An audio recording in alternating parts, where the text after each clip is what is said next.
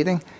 Could I have roll call Mayor Davis. here? Commissioner Hay. Here. Commissioner Hodges. Here. Commissioner Hoppick. Here. Commissioner Ryan. Okay. If you are able, please stand for the Pledge of Allegiance and a moment of silence.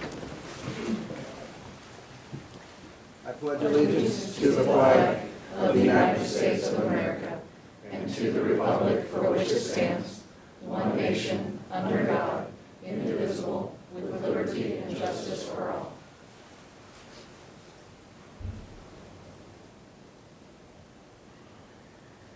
Thank you.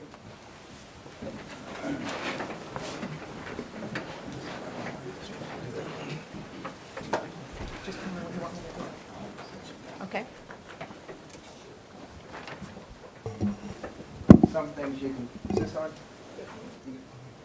Some things you can do from up here, some just seem a lot more natural and more appropriate from down here. Could I get three very important folks to come up front?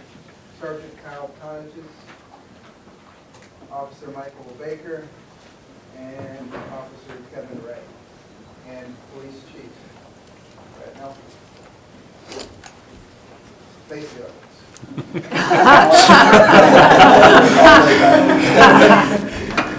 And the shoe's on the other foot. You're a little shorter than I did a few seconds. So does Chief.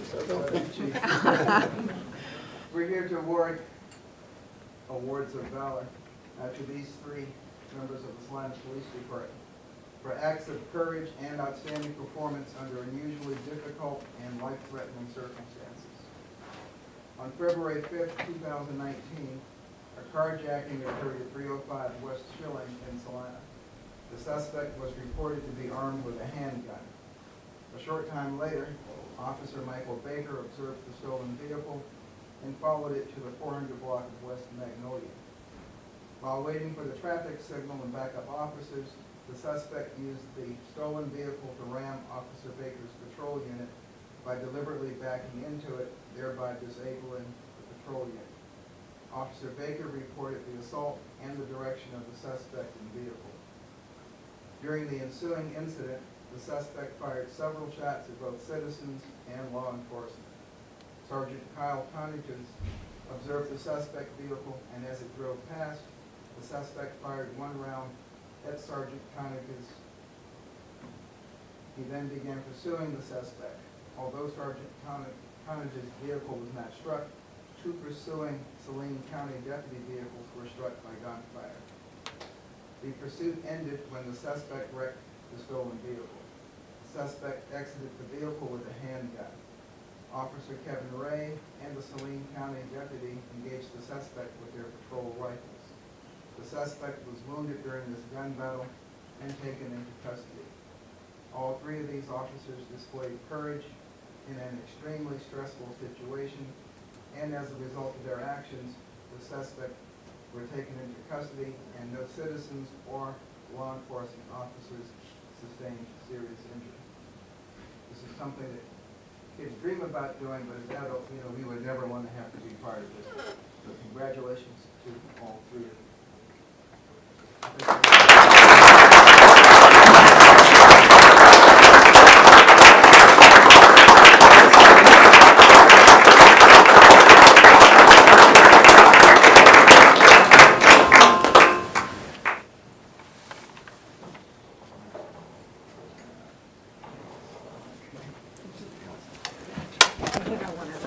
Yeah.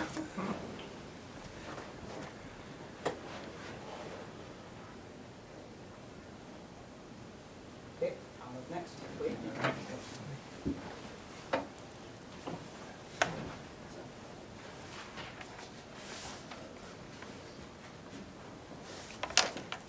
I get how they're doing it now. I get it. There's a method to their madness.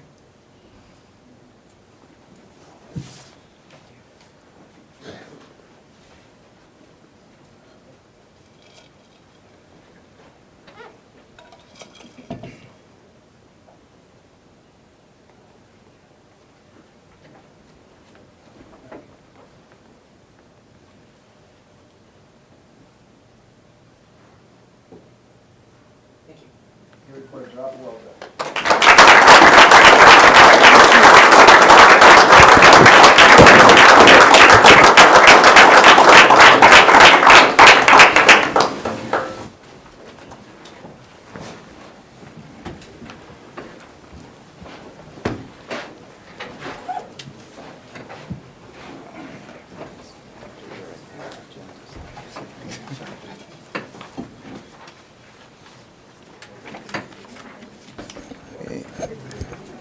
And they clear out.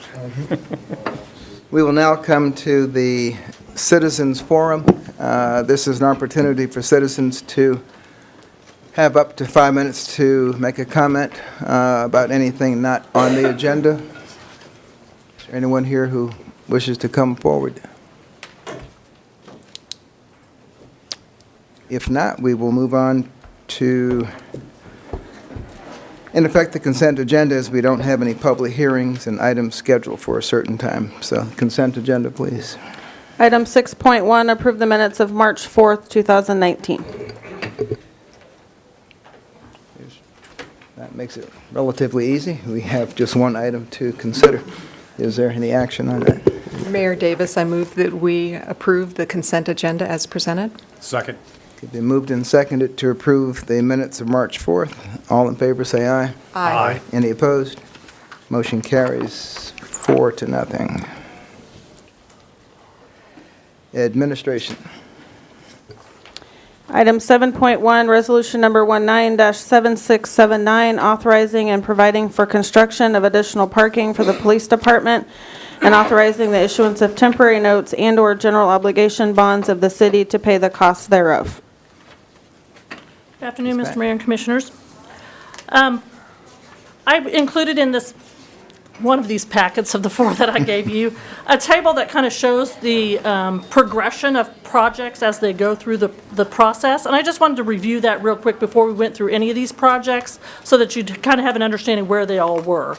So on that seal, there's basically 5 steps that the commission takes on any project that we're going to debt finance. The first step is when we approve the budget. We do that in the fall prior to the year we're doing that. And that's where you're setting your policy for us to go forward for the next year. So as we get that policy, staff starts working through that and try to figure out how we're going to achieve those projects. From a department standpoint, they're going out and looking, getting bids and things like that. From a finance perspective, we're trying to figure out how we're going to fund it and what financing mechanisms we can legally go through for that. Step 2 is when we actually authorize the project amount. This is just a formal way of saying this is the amount you can spend, and it also sets our limits for the expectations of what we're going to finance for those projects. Step 3 is typically financing temporary notes. This allows us to cash flow for those projects, just enables us to have the funding available when those projects get started. Step 4, and this is the point where you have a contractual commitment. Step 4 is when the department brings you in the bids and we actually award a contract to a contractor to start that bid. We have a legal contract with a bid, with a contractor to do that work. At that point, we've committed legally to pay that contractor. 2 and 3, or 3 and 4 can sometimes be switched depending on what our financing structure is and what the timing is, but we typically try to get those temp notes out before we get the awards bidded.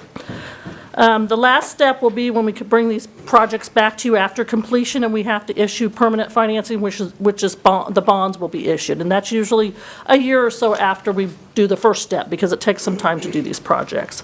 So as we go along, I'll try to note what kind of step these projects are in so you kind of get a better understanding of what those are. Thank you. 7.1 is a resolution to do the project authorization amount, which is step 2 for the building of the parking facility for the police department. In November of 2017, you approved the purchase of property located at 309-311 North 10th Street, and subsequent to that purchase, the existing buildings on that property were demolished. In December of 2018, you approved the 2019 and 2023 capital improvement program, which included $400,000 for the construction of additional parking for the police department. This project will include the design, grading, paving of an approximately 23-stall lot with lighting and security fence to be constructed at the northwest corner of Elm and 10th Street. It will allow the police department to secure in excess of $500,000 worth of vehicle assets that are left unsecure on a daily basis at this time. These vehicles contain firearms and should be parked in a secure facility. In addition, there has been occasion that these vehicles have been vandalized. Currently, the property is zoned at R3 residential and would need to be either rezoned or have a conditional use permit approved in order for the lot to be constructed. This discussion has already started. It started back in February at the DRT meeting. The engineers that the chief has been working with are well aware of it, and they're moving forward to get that process completed. Fiscal note, temporary notes in the amount of $400,000 will be issued in the spring of 2019, and then general obligation bonds will be issued upon completion of the project. The repayment of the bonds will be scheduled out of the debt service fund, supported by property tax. Tonight's options are adopt Resolution 19-7679, authorizing construction of the additional parking lot for the police department, or option 2, do not adopt Resolution 19-7679 and direct staff to take an alternative action. I can stand for questions, and I also brought those that are involved in the project so that if you have specific questions on the project, they're here too. Thank you. Any questions or comments? I have a question, and I shared this with Mr. Scragg last week, just in terms of the process that we go to get to this point. And first of all, I want to say, obviously, we need the parking lot. We're getting the parking lot. But something that struck me within the staff report is that it gave me the impression anyway that we haven't had a DRT meeting about the parking lot yet. And I was just wondering about the sequence of events, and maybe you could share how, I mean, is this preceding the normal sequence of events? And the reason I ask that is because we didn't have a DRT meeting when we were talking about the police training facility, and it kind of sent everything into a free fall in terms of anticipating the ability to bring utilities out to that point. So I was just a little curious, Right. is how that process typically I works. believe there's been a DRT meeting related to this property, but the Okay. zoning's not in place. And Okay. so, and an honest answer to your question is, I don't know that there is a set order or criteria as it relates to, do we proceed with zoning in anticipation of commission authorization of the project, or do we start with the authorization recognizing that there are steps that'll have to be followed? So as Debbie and I kind of have an opportunity to standardize things a little bit more, I think we can inventory the different steps and try to specify a process. But in all honesty, I think our past track record has been project by project, and it's varied. And so that's kind of how we find ourselves where we are today, is we're just kind of progressing through the budget process as Debbie described, and it could go either way, in my opinion, in terms of, is it premature to pursue zoning if we don't know the project's going forward, or vice versa? Should we have a lot of the project details to work through before we set up the financing for the project? No, and I get that in terms of like the which comes first, the rezoning or the project commitment or whatever. But I think specifically the thing that stuck out to me was that, I mean, and you kind of spoke to that, is I would like to see like a set sequence. So by the time something gets here, any hurdles that may have needed to be overcome have been at least addressed by having a DRT meeting. Because I suspect that if it were me wanting to demolish a couple of houses and put up a parking lot, that's where I would have been directed to start. I mean, in a broader sense, I agree. And with respect to this particular project, there has been DRT conversation about the setback requirements and the landscaping, the things that would impact the development of this project, that actually change the footprint of the parking lot and the number of spaces that it could accommodate. So that's been staffed through. Great, thank you.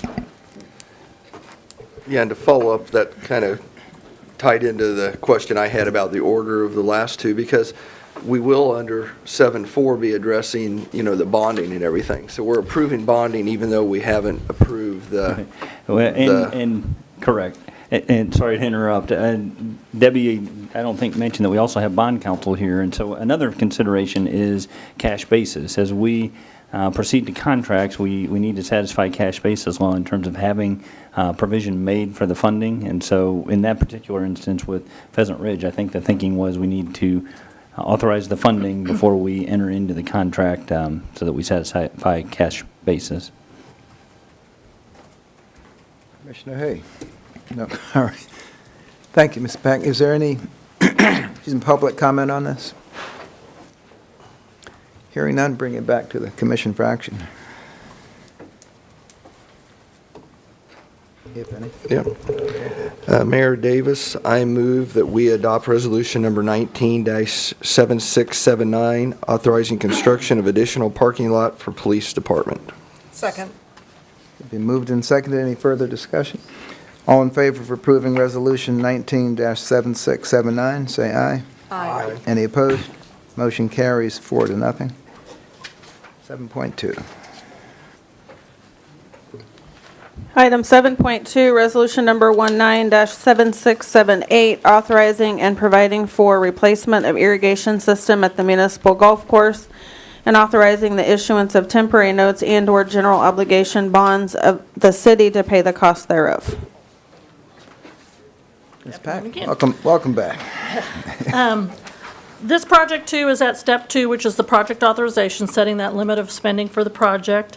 It, too, was part of the 2019-2023 capital improvement program adopted in December of 2018. I did a little research on the golf course. It was constructed started in 1969 and finished, basically, they believe, around 1970. During that time, the contractor went bankrupt and several departments of the city combined together to complete the project and install the actual irrigation system that's currently there. It is believed that that system was installed somewhere around 1970, which makes it nearly 50 years old. The irrigation at the golf course continues to have significant deficiencies, creating extra burden on staff and on the operating budget of the golf course. The golf course fund does not have sufficient revenue stream to pay for this replacement, so during the budget process, we discussed that this project would have to be funded out of property tax. The project would remove and replace and reconstruct the irrigation system and all other necessary improvements related thereto. On this one, for the financing, it's a little bit different because this is a park project, and it falls under City of Salina Charter Ordinance 39, which limits the amount of debt financing that we can do for particular types of projects. And for a park project, that debt limit is $1 million per year. So we're recommending that we issue general obligation bonds in the amount of $1 million in the spring of 2019, pay for the remaining part of the project out of sales tax capital fund, and then in the spring of 2020, issue the remainder $500,000 bond to repay back the sales tax capital fund. The repayment of all bonds will come out of the debt service fund, and as I mentioned, will be supported by property taxes. Option 1 is to adopt Resolution 19-7678, authorizing the replacement of the irrigation system at the municipal golf course.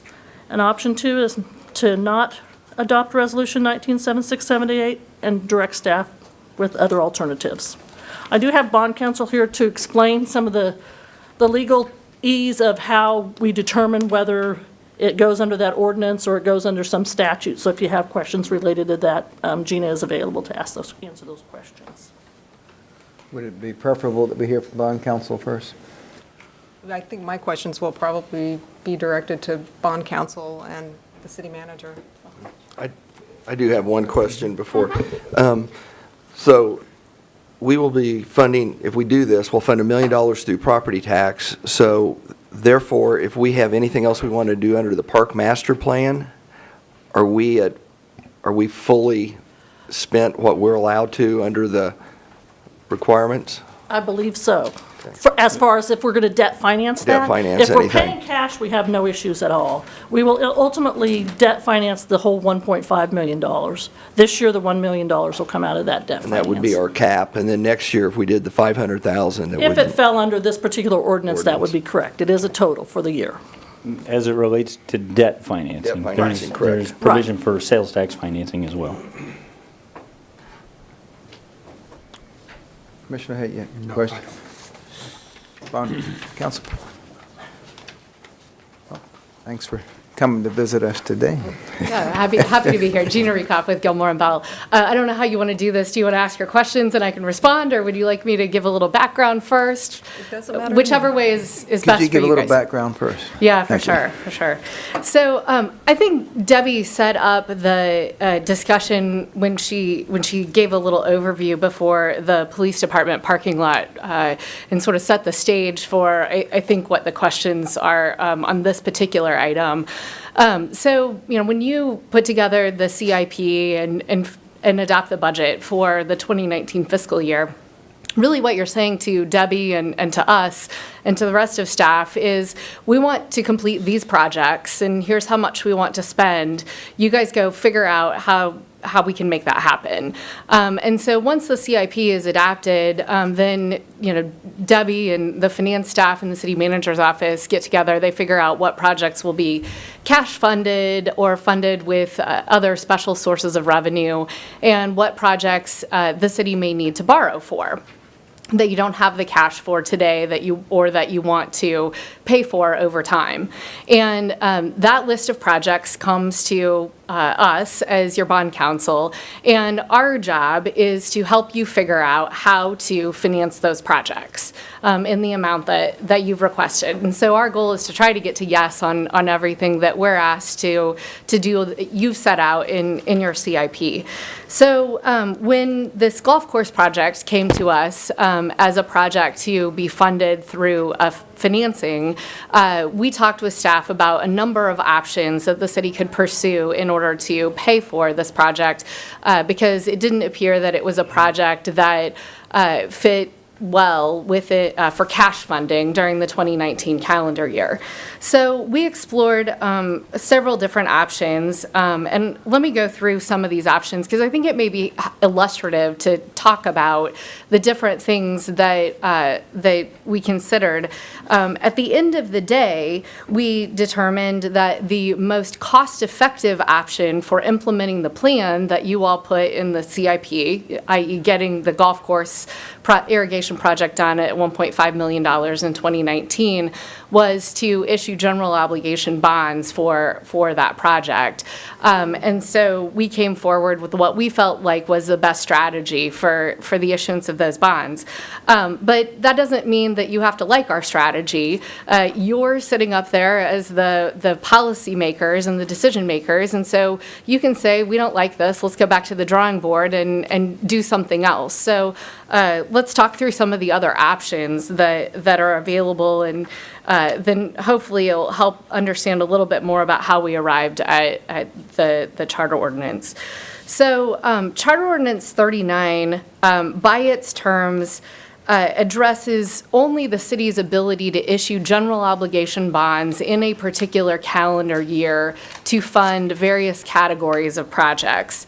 It doesn't limit the city's ability to spend money on particular projects. If it did, you'd always have to look at the charter ordinance when you were looking at all of your projects that are in the CIP, including the ones that are cash funded, right? So the charter ordinance only addresses projects for which you're going to issue general obligation bonds. In that charter ordinance, it does allow the issuance of general obligation bonds for improvement and repair of parks and recreation facilities. However, the charter ordinance does say that in any calendar year, the city is limited to issuing a maximum of $1 million for parks projects. In that particular calendar year. That doesn't mean that you're prohibited from spending more than $1 million in parks projects. You could choose to use other sources of funding for those park projects, like what's being proposed for the golf course irrigation project. So for $1.5 million project, what's being proposed is $1 million worth of bonds in this year and I believe sales tax revenues to fund the balance of the $500,000. Once the January 1, 2020 calendar starts, we turn that calendar, then we start afresh with a new $1 million limit. The charter ordinance does not say that you're limited to issuing bonds only for projects that are completed in that particular calendar year. And so what we're proposing is that we'll look back to the $500,000 that was spent in 2019, and we will then issue $500,000 of bonds in 2020 for that $500,000 of expenditure that was made in 2019 in order to reimburse the sales tax fund. This isn't uncommon.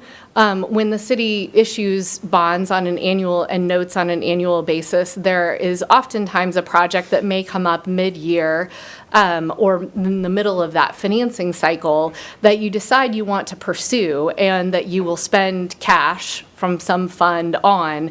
And then when we get to the time for financing in the following year, we will then issue temporary notes or bonds to reimburse the city for that initial outlay of cost, whether it's for design, engineering, or construction for a particular project. This is just that same process, just albeit a little bit different because of the restrictions of Charter Ordinance 39. So that's a little bit of background about what Charter Ordinance 39 permits and the restrictions that are included in it. There are a couple of other alternatives that you could choose if you decide that you don't like this Charter Ordinance plan that is proposed in this resolution. One option that you could choose would be to implement the project in 2 phases over 2 calendar years. So you would only spend up to $1 million in the 2019 calendar year, and then you would spend the rest of the funds in 2020 when we're ready to issue those bonds that were permitted by the Charter Ordinance in 2020. This would, according to staff in some discussions we had, this would require rebid of the project with new timelines and potentially risk an increase in the cost of the project. So a little different than what's planned, but an option if you'd like to pursue it. Another option that you could consider is to bond just the $1 million for the project and to cash fund the $500,000 and never issue new bonds to reimburse yourself for that. In talking with staff, they note that that would require taking funds from some other project in sales tax and or using reserves to pay for that extra $500,000. A third option you could pursue would be to reduce the total project cost and limit the project cost to $1 million. I don't know if that's feasible given the scope of the project and what needs to happen, but that's an option. Another option we could pursue would be lease purchase financing. The city has used lease purchase financing occasionally for equipment, which is what an irrigation system is, and we have several other clients that choose to use lease purchase funding for golf course projects where they might not have a charter ordinance that authorizes general obligation bonds. For these types of projects, or they don't want to go through a notice and protest or an election requirement. This is specifically permitted under KSA 10-1116C, and so you could do a lease purchase where the payments are subject to annual appropriation. That would allow the project to be financed in its entirety during the 2019 calendar year because we would be using separate and independent statutory authority. There is a Kansas Supreme Court case that was decided 30-ish years ago that did conclude that where there is independent statutory authority for a city to undertake financing for a project, so you could use one option or the other, but both options are legally available to you under Kansas state law, that the governing body has the choice to choose between those 2 options. So we could choose that. But the interest rates on lease purchase agreements are higher because of the annual appropriation nature of the credit as opposed to the general obligation bond issue. We could pursue amendment of the charter ordinance. Amending the charter ordinance, what we could do is to increase the limit that is provided in the charter ordinance, to increase that to $1.5 million or some other number for parks projects on an annual basis, or even to remove the limit entirely if that's what you so chose. If the governing body were to amend the charter ordinance, there's a process under the Kansas Constitution that provides for amendment of charter ordinances, and the amended charter ordinance would need to be published once a week for 2 consecutive weeks in the local paper, and then there would be a 60-day period during which citizens would be permitted to file a petition requesting an election before the amended charter ordinance would become effective. A sixth option available to you would be to just go straight to holding an election on issuing general obligation bonds for parks improvements. Under KSA 12-1302, you are permitted to ask voters for authority to issue general obligation bonds to fund parks improvements, and if approved by a majority of voters, then you then have the ability to issue those bonds. And finally, the seventh option that you would have, which is probably pretty obvious, is you could choose to abandon the project in its entirety if you choose at this point, decide at this point that you don't like any of those other options, or you don't believe that the project is prudent anymore. So I hope this gives you a flavor of the types of analysis that we undertake with the city manager's office, with the city attorney, and with staff in the finance department when we look at all of these projects to try and figure out the best option to proceed with a particular project. Obviously, we want to take into account your policy decisions as to how you would like to move forward with these types of projects. And so, the resolution that's before you, 7678, is, like I said, one option, but we could definitely go back to the drawing board and pursue one of these other options that I've described, if that would be your policy decision. I think that is everything everyone would want to know, or would be able to come up with a question about, but don't go anywhere, because I think we have some questions. Sure. Well, thank you for introducing it with that. Now I'll have to come up with especially arcane questions. No, as I was looking, because I'll admit, I didn't fully understand, and it's taken me a while to understand a lot of our powers and our bonding authority. And as I looked at a charter ordinance, that's basically where we get our home rule powers, correct? I mean, that's where we get statutorily from the state our powers to make decisions locally? Or is that an oversimplification? Sort of. You're on the right track. So there is a provision in the Kansas Constitution that grants home rule powers to cities. Right. There are 2 types of home rule powers that city councils, city commissions can avail themselves of. If there is no statutory enactment in place on a particular topic, let's take financing a humane society building, for example. There is, to the best of my knowledge, no statute anywhere in the entire Kansas statutes that the legislature has adopted that specifically addresses financing a humane society building, for example.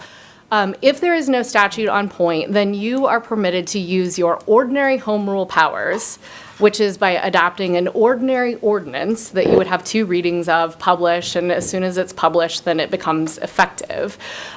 You would be permitted to use your ordinary home rule powers to basically make your own law on that point, okay? Within our charter ordinance? No, No, this is, I mean- if there's Okay. no law on. Right.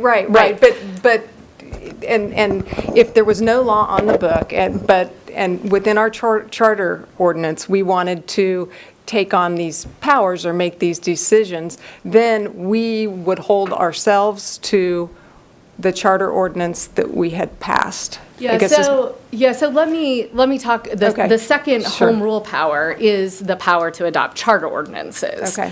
And so if there is a statute that is on point, that is applicable to your situation, let's take KSA 13-1024A, which is the statute that the city has chosen to charter by virtue of Charter Ordinance 39.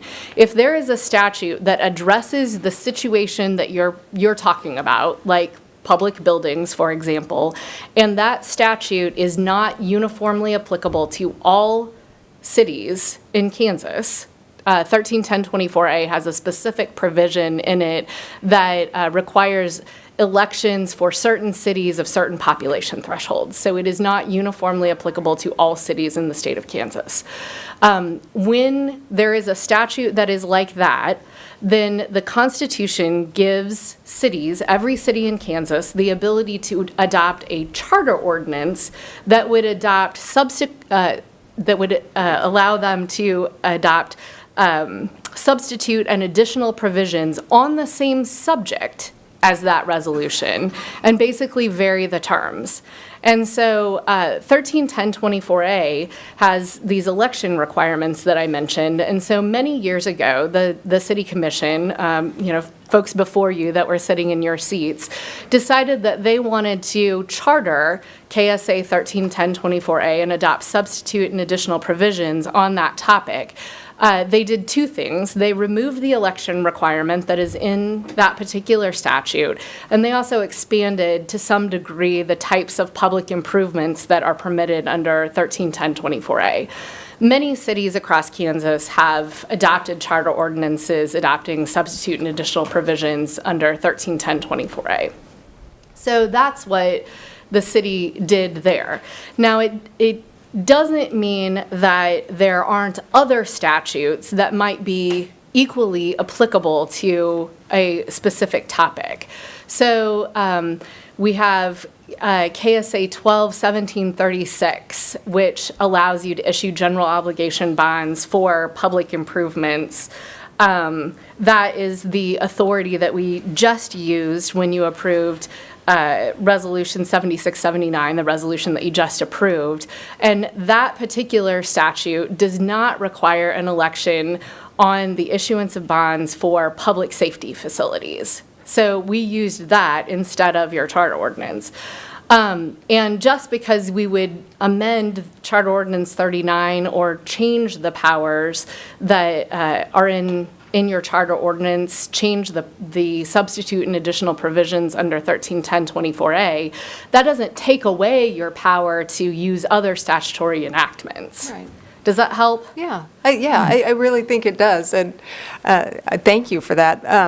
I noticed. I'm sorry, Yeah. Commissioner, and Ms. Rieckhoff, your point raises what might be helpful. I hope this is correct, that there is the city's charter, and I wondered if that's possibly what you were thinking of, Commissioner, when you referred to the city's home No. rule power.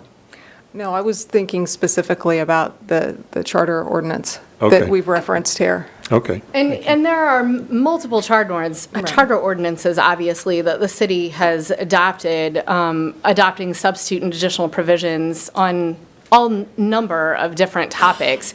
This just happens to be the charter ordinance that is applicable to, I shouldn't say the only one, because I believe you have one or two other charter ordinances that we will use from time to time as authority to issue bonds for other types of projects.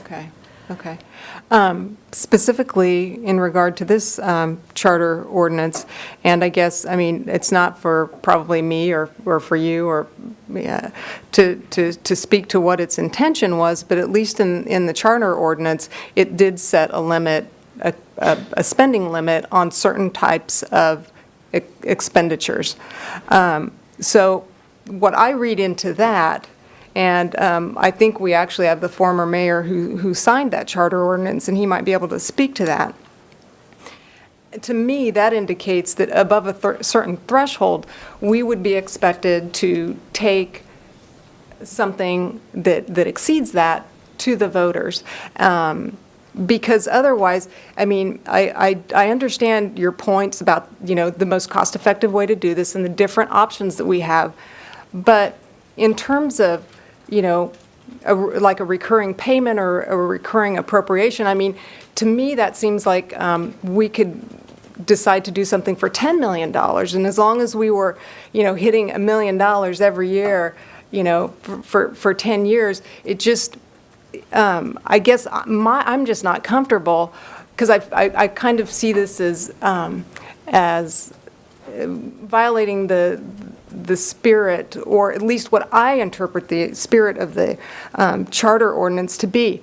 Have we done this in the past? I mean, is there precedent for us to like max out on a charter ordinance limit and then come back the next year and go to that well again to go over the threshold? I mean, is that I can't remember doing it in my time here, but I didn't know if that was something that, you know, we had done in the past.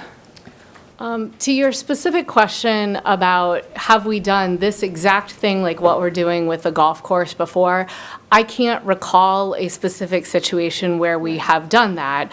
Now, I'm sure that we have invoked the provisions of the charter ordinance for subsequent projects in successive years to do, say, $1 million for one park project in year one and another $1 million for a different park project in Right. year two. Right. And, you know, I guess I struggle a little bit to see how that's really all that different, because you're still limited in the total amount of bonds that you're issuing in Yeah. total, right? You still Yeah. don't have more than Right. $2 million. Right. And, you know, at the end of the day, it's your decision as to what projects Right. you spend those bond proceeds on. Right. As long as they're within the requirements of the charter ordinance. Gotcha. And I do think it is important to note that I haven't gone back to the origins of the very first charter ordinance in the city of Salina that chartered 131024A, but I do know for a fact that that statute does impose an election requirement. And so because the commission at that time and subsequently decided to eliminate that vote requirement, you know, I think there was some idea that there were certain decisions that the commission could make on its own without going to voters. But, you know, obviously, I can't be in the mind of the Right. commissioners Right. that voted for Right. each of those various charter ordinances to Right. know, you know, what their intent was. All I know is the Right. words I read on the paper. Right, absolutely, absolutely. But, you know, even given that, there is an election alternative. I mean, if there's a petition submitted, you know, even if, you know, if we decided to go that route and citizens were to submit a petition, then we would be going to an election. I mean, like a petition could force it, correct? Or you could choose to abandon the charter ordinance and and then sort of, in reality, abandon the project, which I've also seen happen in some Right. communities I've worked with. Right. I think that's all I have for Ms. Rekoff. I think I might have a couple other questions for staff, but I don't know how you want to. Just as one clarification, when you refer to petition, there's a petition provision in the charter ordinance itself. But then I think what you're probably referring to is initiative and referendum. In the event that we have, on the assumption that the governing body chooses to go forward under the authority that Ms. Rekoff has identified, then the charter ordinance doesn't necessarily call for an election or that whole petition process. But if we amended the Correct. charter ordinance, I'm Correct. sorry, I didn't make that clear. Yeah, Yeah. or the alternative could possibly be a standalone initiative and referendum. Gotcha. Thank you. Commissioner Hay?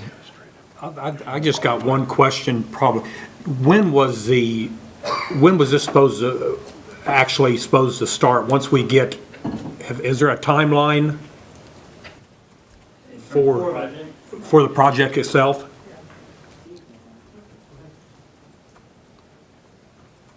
Yeah, ideally, Could you just identify yourself for the people hi, on I'm TV? Scott Gary, I'm the Deputy Director for Parks and Recreation. Yeah, what we're dealing with the golf course is a couple things. We're dealing with seasonality, we're dealing with the impact of players, future tournaments, things like that. We're also dealing, you know, again, with the seasonality, we're looking at weather-related things. So if we decided, if we have a winter like this next year, that's going to add on days, things like that. If it freezes, you know, then it becomes more difficult to, you know, dig into a frost line, you know, other aspects. We do know and are aware that, you know, when we had the plan, the original master plan done for the course, that we'd done so with the setup where the main lines would actually be in the rough. So we do also recognize that It will save us money. As to how much, we're not quite sure yet, but it could be, a sizable amount of money to be able to, we could possibly do it in phases. However, once we start hitting, the fall and the winter, then, it becomes a little more difficult. We know we're going to impact revenue. If we decided we want to do this in the summer, then obviously it's going to impact a lot of people. And, as for, the growing season, wherever we're replacing sod, grass, things like that, because when you put it in there, you start putting in laterals, and it's going to affect the fairway,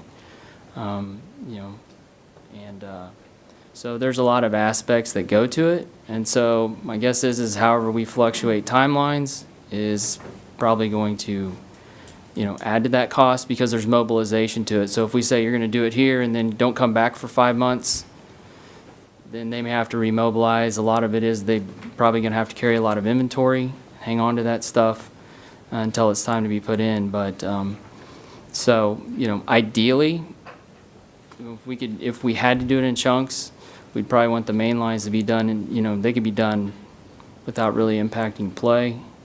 Not all that significant, any time leading down the road. But once we start getting into the laterals and the other parts of the system, the smaller working parts, it's a little difficult to also test an irrigation system when it's cold too, and some things like that. So it will cause us some challenges too. Well, it kind of sounds like no matter which way you go, you're still going to impact play because you got either spring, summer, or fall, which is, it's golf season. Right. I mean, it's. Ideally, we have, we do host the State Girls Tournament, and that's in October. And so we know we'll have to work around that a little bit. Ideally, we were waiting to look to have the whole project, potentially start after September. But the feedback that we're getting from everybody is if they can start sooner, the better. Well, we would still probably limit how you're able to do that. Simply because if we go all out, because there's going to be a rotation probably with the holes. We're going to be closing like 1 or 2 at a time. So you might end up playing, Mike, you can correct me if I'm wrong, wherever you went, where you may be playing another hole here and there, the same hole, because we have like one hole closed.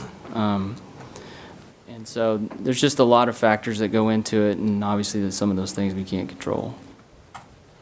Weather. I guess your timeline on completion that you really would like to have it done? Yeah, the sooner the better, ideally. In an ideal world, just have it all done in one swoop in the summer. But that makes it a little difficult. Again, we still want to have our golf course and bring in that revenue at the same time and not impact the things that we have scheduled. So, did you want to speak to anything, Mike? Mike Hargraven, the manager at the Municipal Golf Course. What was indicated to us is they would prefer to do the major digging, which is our mains that are going to feed all these lateral lines. They would love to be able to do that like in late July or August.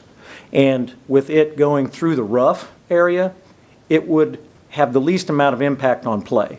We would still be able to have the course open.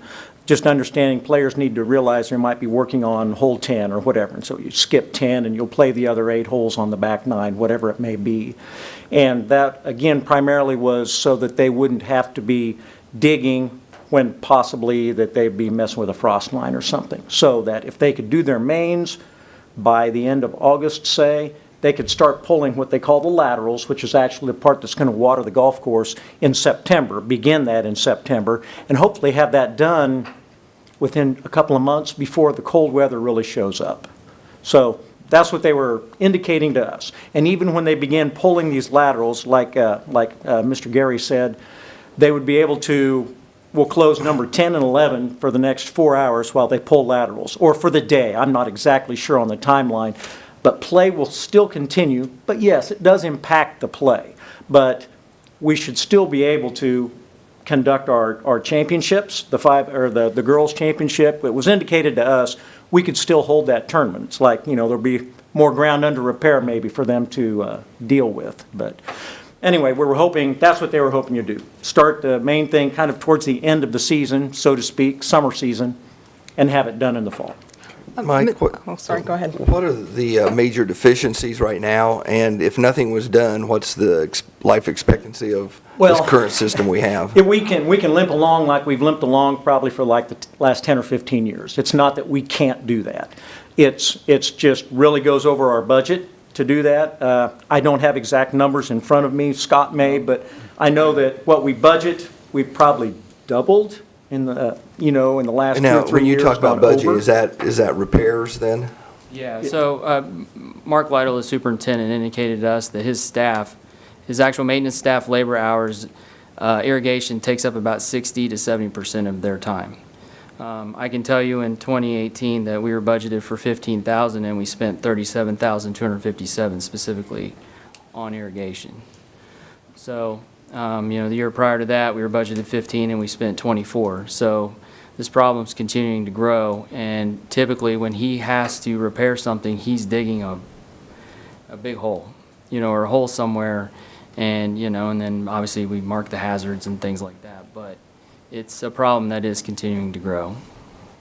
It's, and it's an issue where we go to fix that valve, which plugs. So that's initially what has been happening is these valves will plug and they can't irrigate. So you dig the hole, dig up the valve, replace the valve, and then you can cover it back up, and maybe 2 weeks later, it plugs up again. So Mark has been leaving some of these valves open throughout the season, and I'm sure you have heard that people, "God, why are so many holes on the golf course?"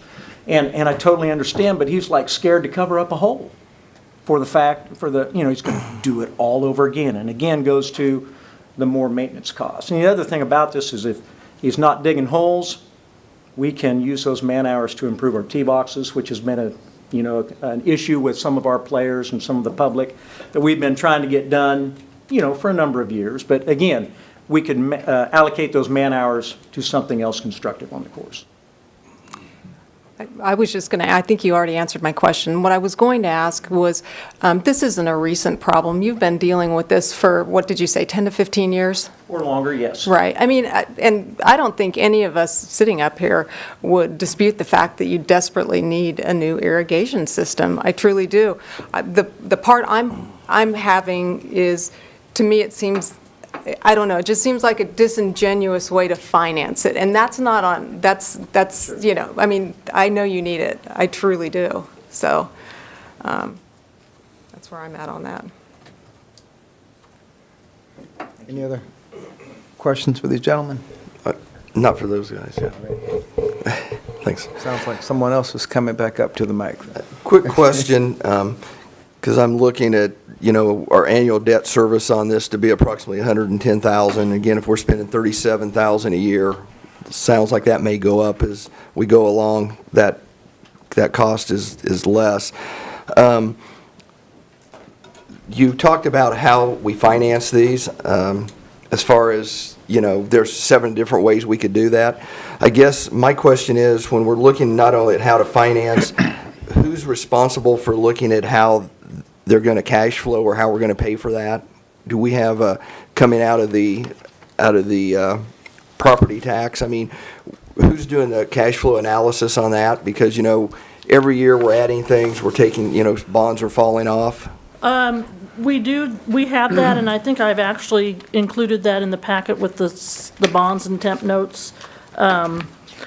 We have an amortization schedule, and we look at what those numbers are, and then we look at what the need is for that payment as we go through the budget cycle. There's a graph that's attached to, I think, the next agenda. Is that on the? I think it's on 7-4. On 7.4, there's a graph that shows what the annual Yeah, payments I got are that. now and what they would be with these additional. Yes. So the other thing I would add in that regard is we've had conversations with our financial advisors about means to refinance when it's appropriate to try to get that debt service down, as well as possible ways to set the amortization schedule of those bonds. So if you see that peak in 2022, ideally what we'd like to do is kind of smooth that out so that our debt service mill levy can remain the same, support the debt, and then as we start paying off debt, that frees up the opportunity to fund other projects. And so when that analysis is done, is that leaving property values where they are and the mill levy the same? How do you analyze When that. I did this analysis for 7.4, I left the valuation the same. I Okay. did not increase it. We're seeing some minor increases in valuation, so I did not increase the valuation. And then I took the required debt service and just calculated that to a mill levy. And then on the page after that, in that same packet, kind of shows where the mill levy would need to be to issue debt for these projects that we have coming in 2019. So it ranges from, we're at 6.1 right now, it goes up to 6.5 and goes back down to 4.9 eventually, because a lot of those are dropping off then at that point. But as you continue to debt finance every year, that number's gonna kind of Right, that's what I was. hopefully level out a little bit. I may as well ask, I was going to ask this during 7.4, but I guess it, it kind of, it pertains to one of these pages as well, where you have the debt service fund budget analysis on 7.4. I just wanted to confirm that our debt service fund balance, we have about a $600,000. We had a $600,000 balance at the end of 2018 based on the numbers we had available at the time. Okay. And we want to spend that down to 200,000? Our goal, according to our budget cycle, was $200,000. Our target balance was $200,000. Okay. So if we spend that down by almost $300,000 this year, we're going to be, have $300,000 for a $200,000 target balance. So, yeah, just things to consider. Thank you. I just wanted to make sure I was thinking about that correctly. And I will say, as a result of some of this analysis that we're doing, one of the things that Mike mentioned was the peaks that are coming in 2020. Two, as we do some analysis, what we're finding is there may be some adjustments to that fund balance because of the way things were set up in the amortization schedule. What I'm finding is that in the refundings, I'll just say in some cases in the refundings, the allocation once that was refunded is not appropriate. So we may be moving funds from one fund to another. One of them that we did find that was pretty significant was the land sale funding. As we were talking about this with staff, we're going, why are we funding something for 20 years when it only lasts 5 years? Well, what we found was when those payments were applied, they were applied over a 20-year amortization schedule instead of a 5-year amortization schedule. So the fund, the landfill fund, has a significant fund balance, and we're going, why is that? It's because the debt service has not been applied correctly. So we're going to be making an adjustment to that fund balance, and that's going to put money back into the debt service fund. So I think this Okay. number's going to, in this analysis, what I'm saying is that I think this number's going to go up. I don't know exactly where that's going to land, but as we go through this analysis, we're finding some of those things. Special assessments is the same way. When we refunded them, we had them for 5 years, and then all of a sudden, there's nothing getting applied there in the refunding, so there may be some movement. That's out of the same debt service fund, though, so that really won't have effect, but the one for the land sale did. Thank you. Hopefully I'm not adding to the confusion and I'm clarifying, but just so we're clear, the proposed fund balance that staff has suggested be used to fund the 500,000 is not the debt Not service that, fund no, balance. no, it's that's the sales tax fund, and Okay. that was, I was going to probably ask that on 7.4, but, so I think I'll probably just hold my question for that. All right, I think that's it. Is there any public comment? Questions?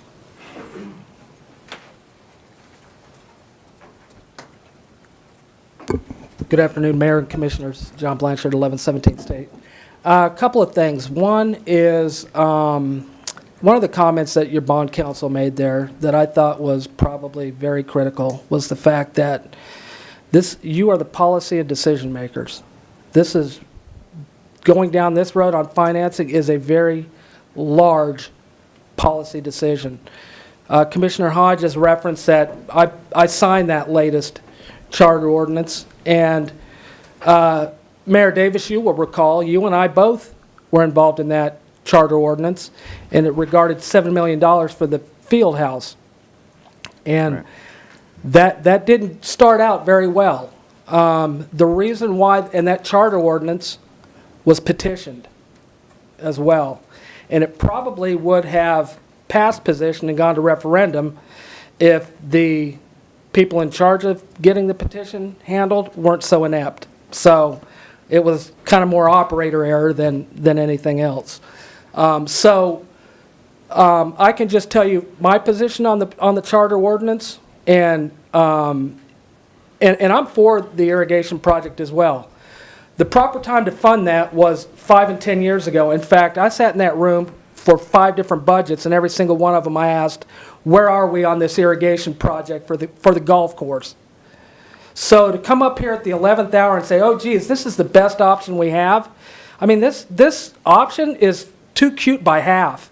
Probably the only worse option we had on taking authority to do things was painting building under the main traffic ways statute, taking the authority of that. How are we going to do that? That's why people don't trust this governing body. You have a charter ordinance, and that's in that charter ordinance so that projects can be, big projects can be decided by the people, or you can take the policy's decision and amend the charter ordinance, which allows a petition of the people. Commissioner Hay, you ran for office saying, on big projects, I'm going to let the voters decide.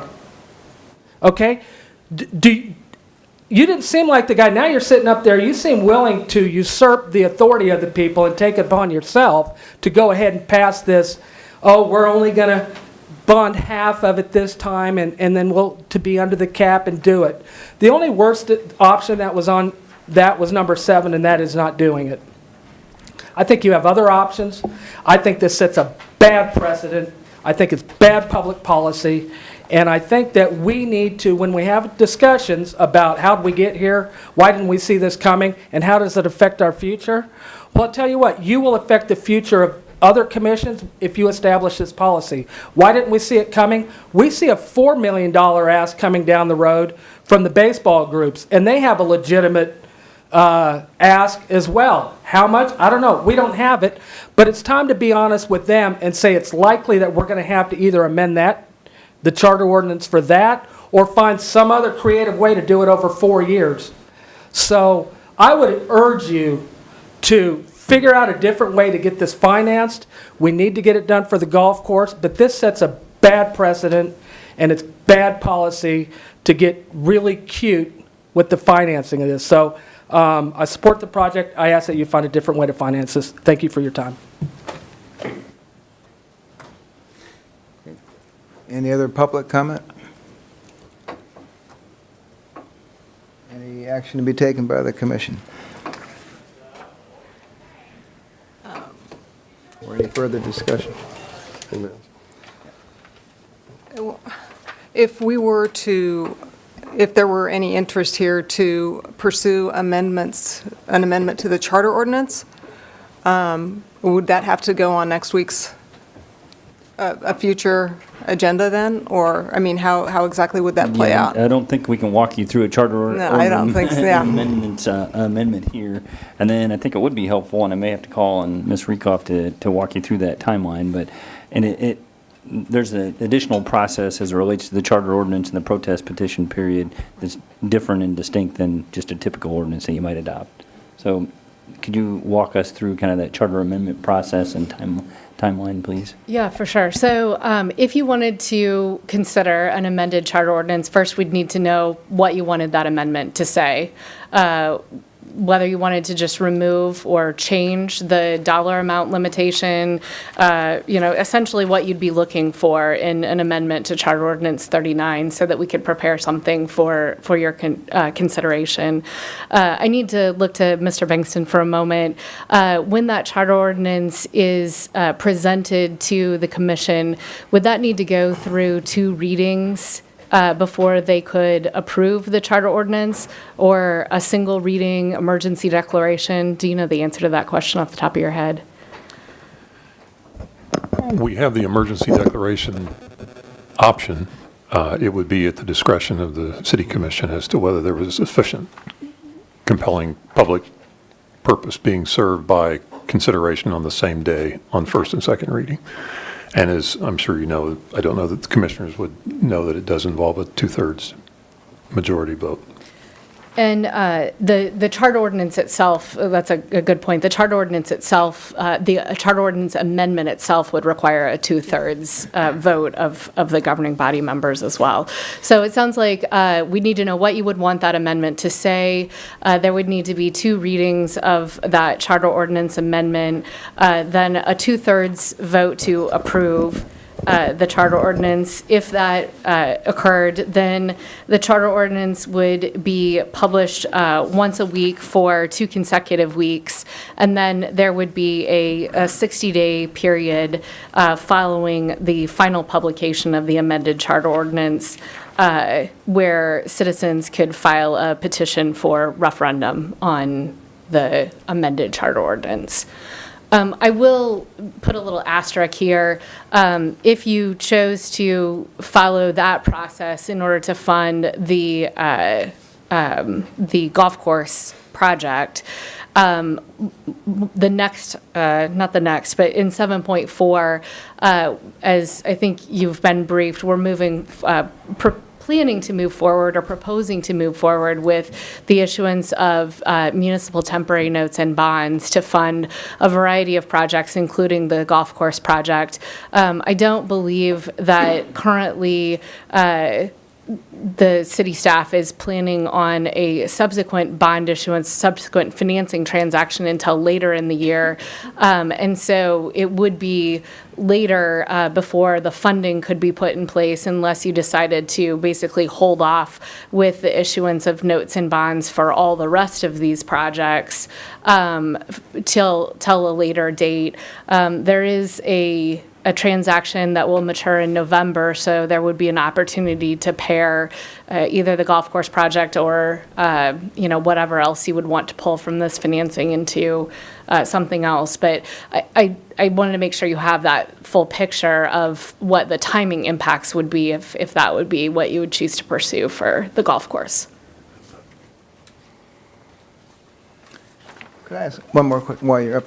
Could you briefly review our options for paying the $500,000? And specifically, is there any combination or hybrid combination of the lease arrangement for the $500,000 and our bonding for the $1 million, or any hybrid possibility? Or if you can just review the options for the $500,000.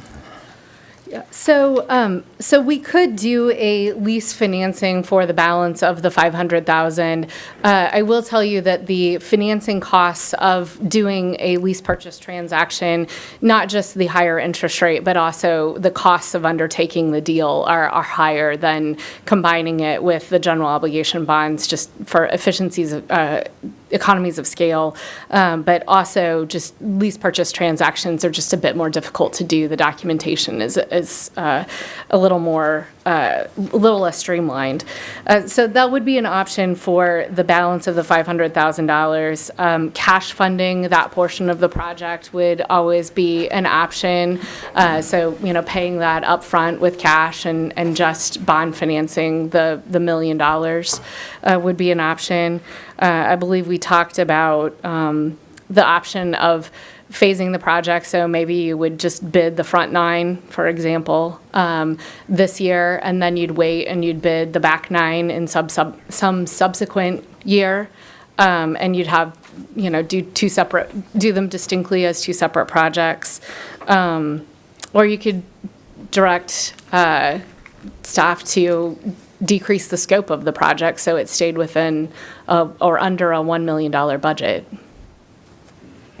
Yeah, just want to ask a general question of my colleague up here. Yeah, and Commissioner Hodges, and I understand your dilemma. When I read it, I had the same question in my mind. Would you have the same dilemma if we did front 9 one year and back 9? We're still doing the same project over and over. We're still circumventing, at least in how I interpret the charter ordinance. I would rather, and I get the economies of scale for the golf course. I think it doesn't make sense to break it up into parts. I'm just a little disappointed because we've known that we've needed this for years, and I feel like I don't really like any of the choices, but I think that the choice that I can live with the most would be going ahead and amending the charter ordinance, because if you look at the charter ordinance under G, there's like a thing for Kenwood Cove, the family aquatic park, and it calls out a specific amount, like 12.5, and I wouldn't have a problem if we just added another letter and said, you know, municipal golf course irrigation and put 1.5, but I think that just seems, I don't know, it just seems a more, I don't know, a more transparent and a more honest way of doing it, in my opinion, and maybe I'm just one vote, so. When the charter ordinance was done and the $1 million was chosen, was there a reason for that number, or is that just a number that? I've gone back and looked at Charter Ordinance 39, the current one, 38 that was rescinded by 39, and 34 that was rescinded by 38. And in all of those, that $1 million threshold was in them. As Commissioner Hodges mentioned, going from Charter Ordinance 34 to 38, there used to be a category for animal shelter at $900,000, and that category was entirely removed. And a new category was created for, and there was a category for aquatic center at the $12.5 million. So Charter Ordinance number 38 re-lettered them, left the $12.5 million in for the aquatic center, and had a rec building category at $4.5 million. And that change took place in November of 2014. And then Charter Ordinance number 39 was adopted in February of 2016, and it amended that $4.5 million number for the park facilities to $7 million. So as I went back and looked at kind of the more recent history, it focused on amending for the purpose of the aquatic center and the field house, and that $1 million number has been in place that entire time. That's all the history I've been able to kind of piece together. So it seems as though then whenever there was I hate to use the term pet project, but a pet project for that era in our history, the way we got around it was just changing the ordinance to include that project. Now, with the difference being changing the charter ordinance did open up the possibility of a protest petition. Would that be really the only difference in amending the charter ordinance as opposed to, well, I guess there wouldn't be any opposed? I mean, that's the risk when you change the charter ordinance. It is open for petition, protest petition. I'd say that's a correct description. I don't, Mr. Bankson, is We there weren't detail? trying to make looking? sure we knew where your gaze was Well, going. you know, we're talking about different ways of stretching this rubber band to suit our immediate needs. And I guess morally, in my mind, the difference between what today's action would entail versus changing the charter ordinance is, well, we're still changing the rules to get a particular project through. I mean, there's a big difference between $1 million general authority and $12 million authority for an aquatic center. I mean, that was a very specific carve in. And I guess the moral value of doing it through the charter ordinance is that if there's opposition in the community, that can be heard. But otherwise, it just seems like you end up at the same place, you just went around a different corner to get I there. think the way you're characterizing it, I believe, is accurate in that, under that, whether it be the statute from which we have chartered or the chartered ordinance, it is the difference between either going forward and presenting the matter in a referendum or the charter ordinance amendment approach allows that to occur without the necessity of an election if there is no petition in response to the charter ordinance amendment. So those are the two paths. The only other point I might make, and Ms. Rieckhoff can speak to this better than I can, we've heard reference to the approach and the conversation seems to be going to the amount. The amount is not what is the crucial amendment that would be necessary to implement what I understand to be the policy concern that's being expressed. And again, Ms. Rieckhoff can speak to this with far greater expertise than I. But as Ms. Rieckhoff described, the statute speaks in terms of limits on the issuance of bonds for a certain project. It doesn't limit the expenditure or the cost of the project or what you're spending for the project. If we are changing the approach in the charter ordinance to not just address the issuance of bonds, then I believe the language of the charter ordinance would have to speak in terms of limiting project costs. You see what I mean? We're speaking of what's honest and what's ethical and what's understood, but what has been proposed by staff is certainly consistent with the precise language of the charter ordinance. And it's certainly your prerogative to change that if you wish. But I think there's two aspects to any change. One, what's the correct amount? And as a policy matter, do you wish to make a change from the concept of simply limiting the amount for which the annual bonding can occur to the overall project cost? Does that make sense? Yeah, just in your two legal opinions, do you have a personal opinion regarding whether or not the intent was to exclude additional bonding for the same project in successive years, or whether that would be something that would have been considered allowable? Was it a bonding amount for a project, no matter how long that single project had life, or truly just per year? In other words, just to keep a rein on our ability to debt finance and bond year by year, no matter what, if it went for the same project or two different projects? Well, the literal language of the charter ordinance speaks in terms of bonding limits, not project, as Ms. Rieckhoff described.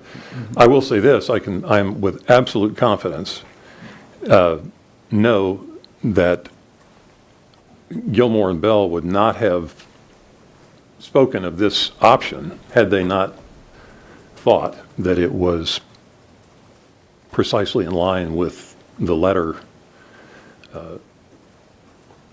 of the charter ordinance. Now, varying perceptions about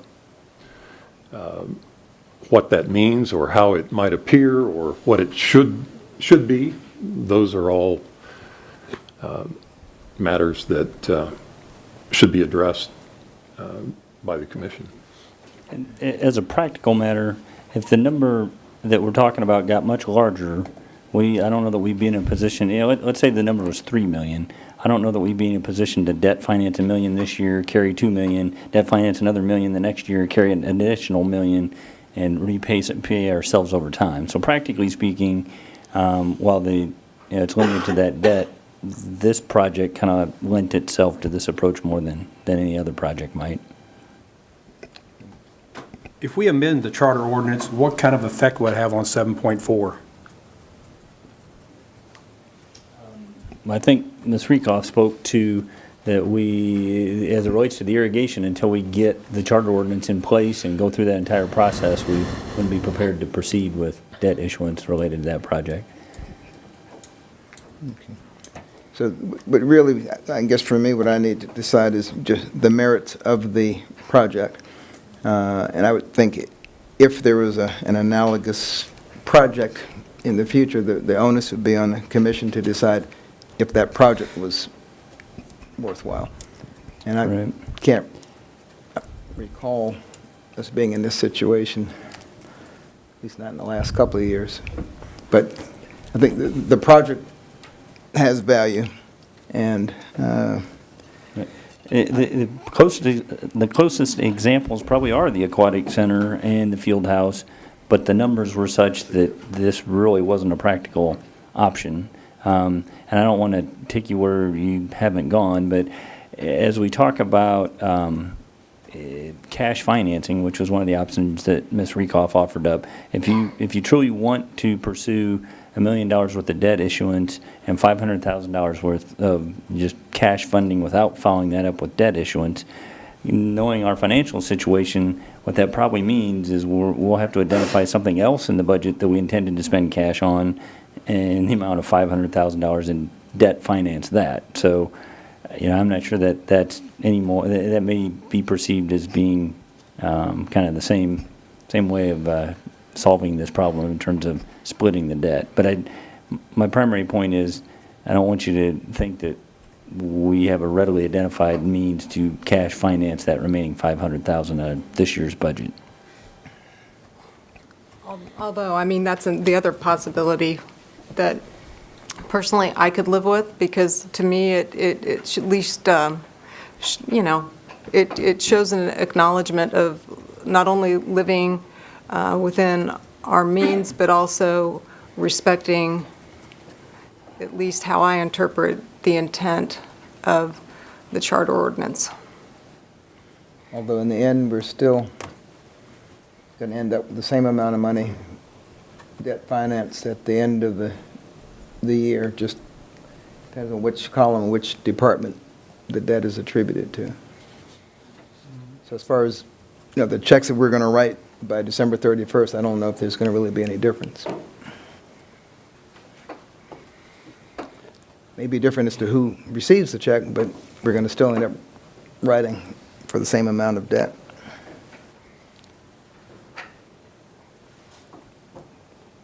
I'm going to make a motion, and we'll see where it goes from there.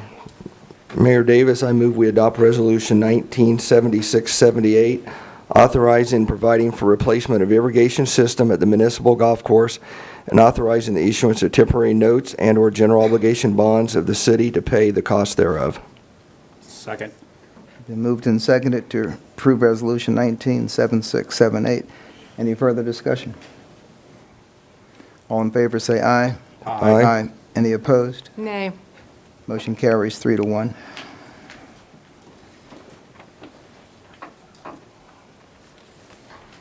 Uh, 7.3.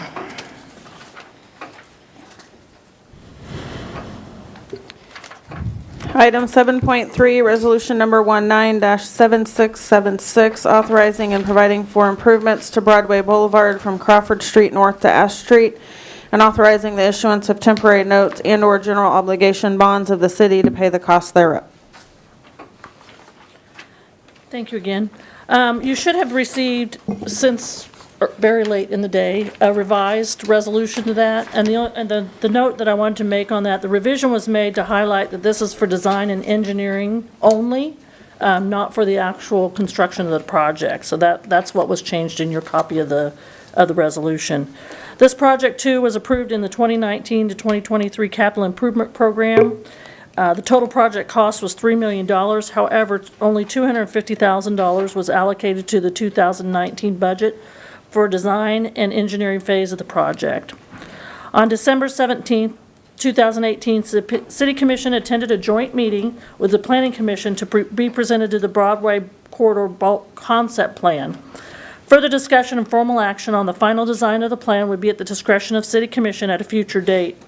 The corridor concept plan included improvements in excess of $8.5 million. Staff anticipates refining a project scope in light of available funding while complementing the broader, longer-term master plan vision. As part of this, part of the phase, engineering investigations on the pavement and drainage structures included in this phase will help us define that scope. It's included but not limited are access points, and combination of entrances. With the assistance of a designer, the final project scope could be redefined to include curb and street improvements, replacement and reconstruction of entrances, sidewalks and pedestrian walkways, removal and replacement of medians, and traffic control devices. and any other work related to but not limited to the acquisition, design, engineering, construction, and consultant inspection on the Broadway Boulevard from Crawford Street to Ash Street. This authorization is only for the initial engineering and design phase of $250,000. If commission votes to move forward with any improvements, an amended project authorization would need to be adopted. The fiscal note, temporary notes will be issued in the amount of $250,000 in the spring of 2019 for the initial phase of this project. Future financing options would be determined at the future date based on the decisions made regarding the scope and phasing of the project. Option 1 is to adopt Resolution 19-7676, authorizing the design and engineering phase for the anticipated improvements of Broadway Boulevard from Crawford to Ash in the amount of $250,000. Option 2 is to do not adopt Resolution 19-7676 and direct staff with alternative actions.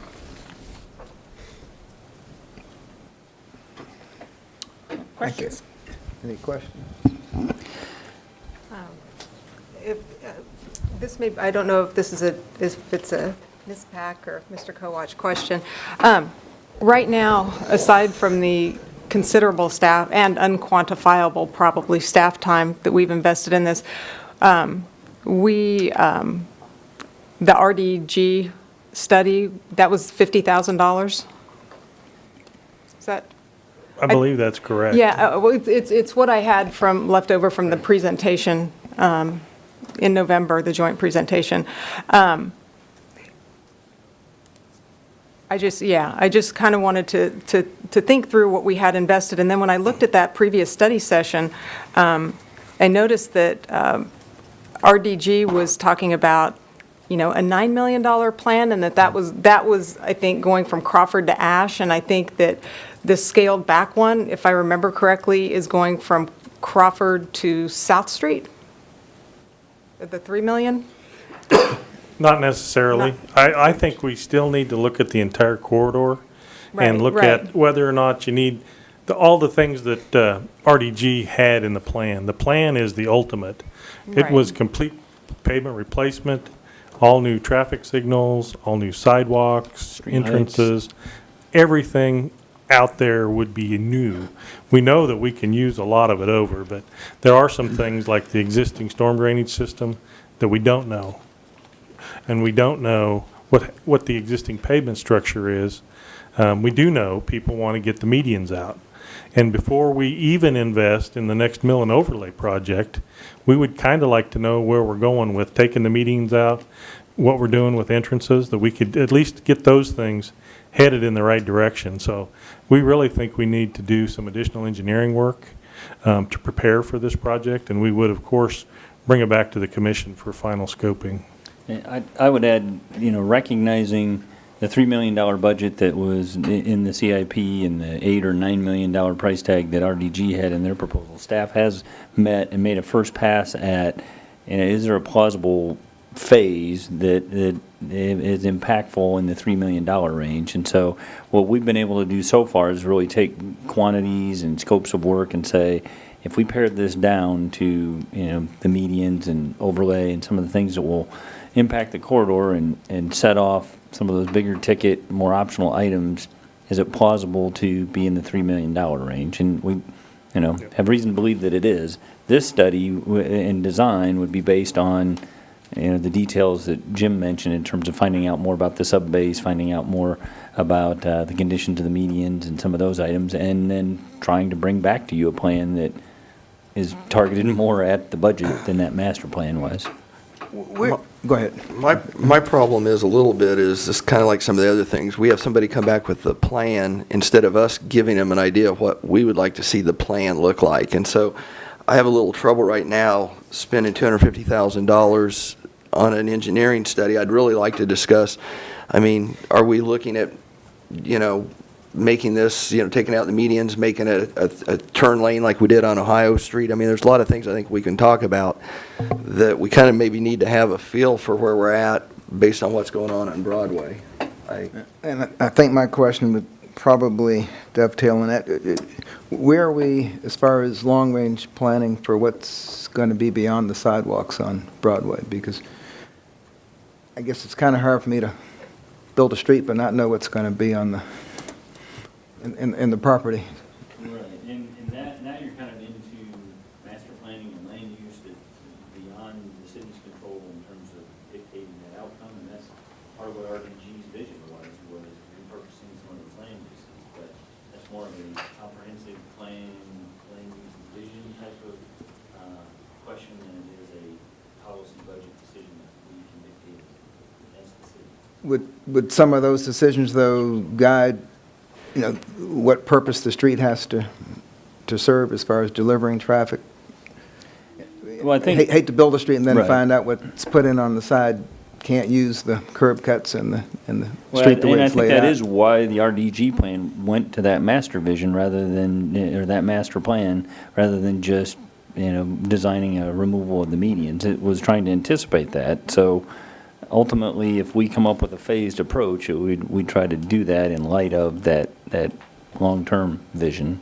But I can't guarantee for you that, there'll be a So this- timeline for This implementation of design that phase broader would be vision. towards the master plan, and I guess I'm probably asking the same question over Well, again. with respect to entrances, how the median is designed, what turn movements are accommodated in term, let's say that we came up with a Phase 1, $3 million project.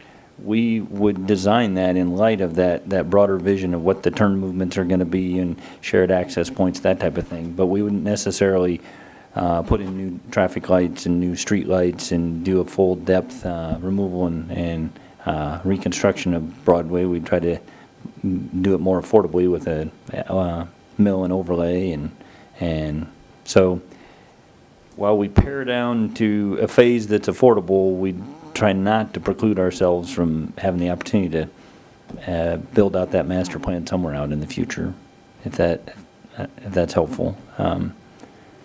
The land uses might dictate where the medians need to go. The land uses might dictate where drive entrances need to be, where shared access points need to be. Those are the kind of things that get factored in that initial construction. But even then, you'd have to know what types of businesses or residents or whatever is going to be on the street. Right. Would dictate a little bit of what Yeah. those entrances need to be. But our ability to anticipate that and our ability to dictate that is severely limited. At best, it's, more in a broader sense, in terms of our comprehensive plan, we identify particular land use types in certain areas of the community, but not down to driveway entrances and footprints and that type of thing. We're just trying to, the RDG plan was trying to articulate a vision, and then we'd try to build to that to the extent that we could. But we don't have any ability to dictate that some of those properties get repurposed as the master plan might vision now or anywhere out in the future, unless we want to acquire them and get truly active. Well, I can add, though, is, both the comprehensive plan and the RDG plan do recognize a change in that corridor of, maybe a smaller scaling of commercial development and an increase in residential development. And I think most of the improvements that were recommended through the plan would not prohibit that type of development. So, and that's in compliance with the comprehensive plan's long-term vision for that area. I guess the example that comes to my mind is the Kmart building. We would design the streets going in, and I don't know what that property would be repurposed for, but I could imagine some purposes requiring certain changes to access to Broadway. I guess access possibly, but what the plan does identify, and it does jive with the comprehensive plan, is maybe a use not of that one singular scale with kind of that upfront parking, but possibly shifting, a grouping of commercial upfront, or dividing that and using it for multifamily or residential, high-density residential, some of those options. And the access points for those could be addressed for both of those uses. I think the biggest piece of that corridor is removing the medians, extending green space, walkability. Those are a lot of the major components for that traffic flow. Yeah, I think in general, access is going to increase by the removal of the medians. That as you get to intersections and certain points, we'll still need some medians to control turn movements, but the RDG plan proposes a lot more access than there is today. And then as we get specifics about a site, hopefully they can take advantage of the existing cross streets and the access that's there. But if a particular project comes along, then we'll have to respond when we have those details. I attended both of those meetings at that time that, you know, the meetings were for the public. And what I got out of both meetings was the public was more in favor of getting rid of the medians, getting some sidewalk or any, you know, stuff. Other than that, some of the businesses that were on that strip, you know, when you ask them, were they willing to, you know, to upgrade their facade or do anything like that, were not really interested in upgrading any of their facades or nothing. They're just they were also just interested in getting rid of that median up the center of the street. I think reinvesting in that corridor by upping that infrastructure and helping that corridor to identify differently with itself will naturally have some of those things occur. I mean, we do have some large properties right now that I think are looking to the question of what will they become. And then other businesses that are kind of asking that, like, why do I reinvest if I don't know what's going to happen to the corridor, if anybody else is reinvesting? But in my experience, a lot of times when those investments are made, they start to see business coming back to the area, and you start to see a natural reinvestment in structures and buildings and things like that. Okay. Any other questions, concerns? It's a concern, it's not really a question. It just, sometimes it comes down to, and you know, Debbie, I really appreciate having that whole sequence thing down. I can't tell you how helpful that was for me, really it was. But sometimes I feel like that, you know, we invested in the study, we're investing in the engineering, and I worry about if we make these investments and we get that engineering back, are these investments going to be used as evidence that we've invested so much in this project that we absolutely have to proceed? And when I was looking at our streets budget and I saw that we've eliminated brick street maintenance from our street budget, that just, you know, sometimes I wonder if we're just not biting off more than we can chew, and maybe, I think where I'm going with this, and hopefully it's something we can kind of talk about at our strategic plan next month, our strategic planning session next month, is, where do we as a governing body want the focus to be? And I think for me at this point, I'm just a little bit leery of taking on big new projects, given all that we've got facing us in item 7.4. Thank you. Any public comment? Someone must have some opinion on this. No. All right. Bring it back to the Commission for Action.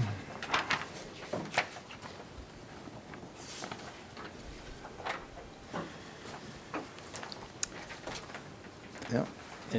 If it's helpful, I think this project has been a topic of conversation for a number of years. I think the medians were kind of the driving, the condition of the roadway and the medians have, what I've sensed has given this project priority. But to Commissioner Hodges' point, I completely understand that point. And if you have concern as a governing body about the design expense, staff's had a conversation about what would be the next step to answer some of the, to look deeper at some of the options and cost-saving measures that we've identified, and there's at a minimum some design and investigation that exceeds staff's ability. Now, is it the full $250,000?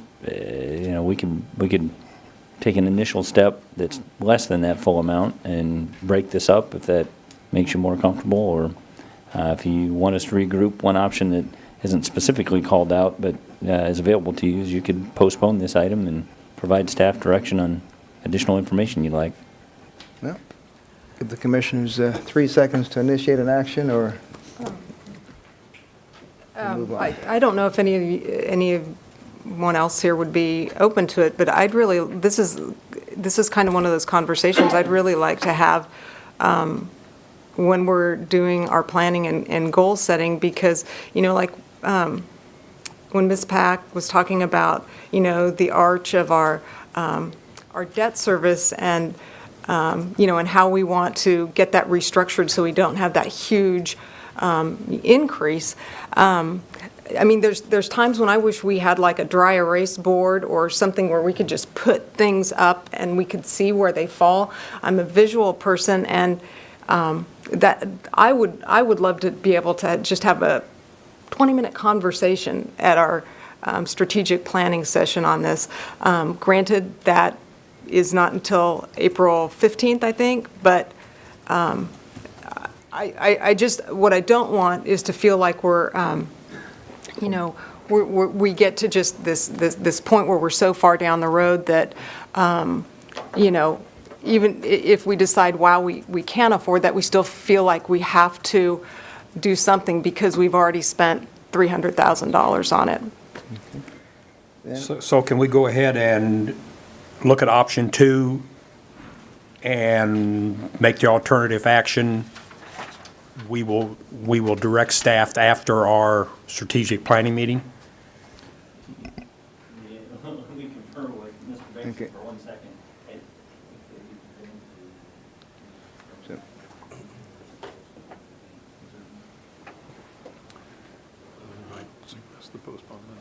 Just so it's Well, clear. The two options that you might have, or you could postpone it to a specified date, which is kind of the more typical approach to postpone. If you postpone indefinitely, that has the effect of killing it.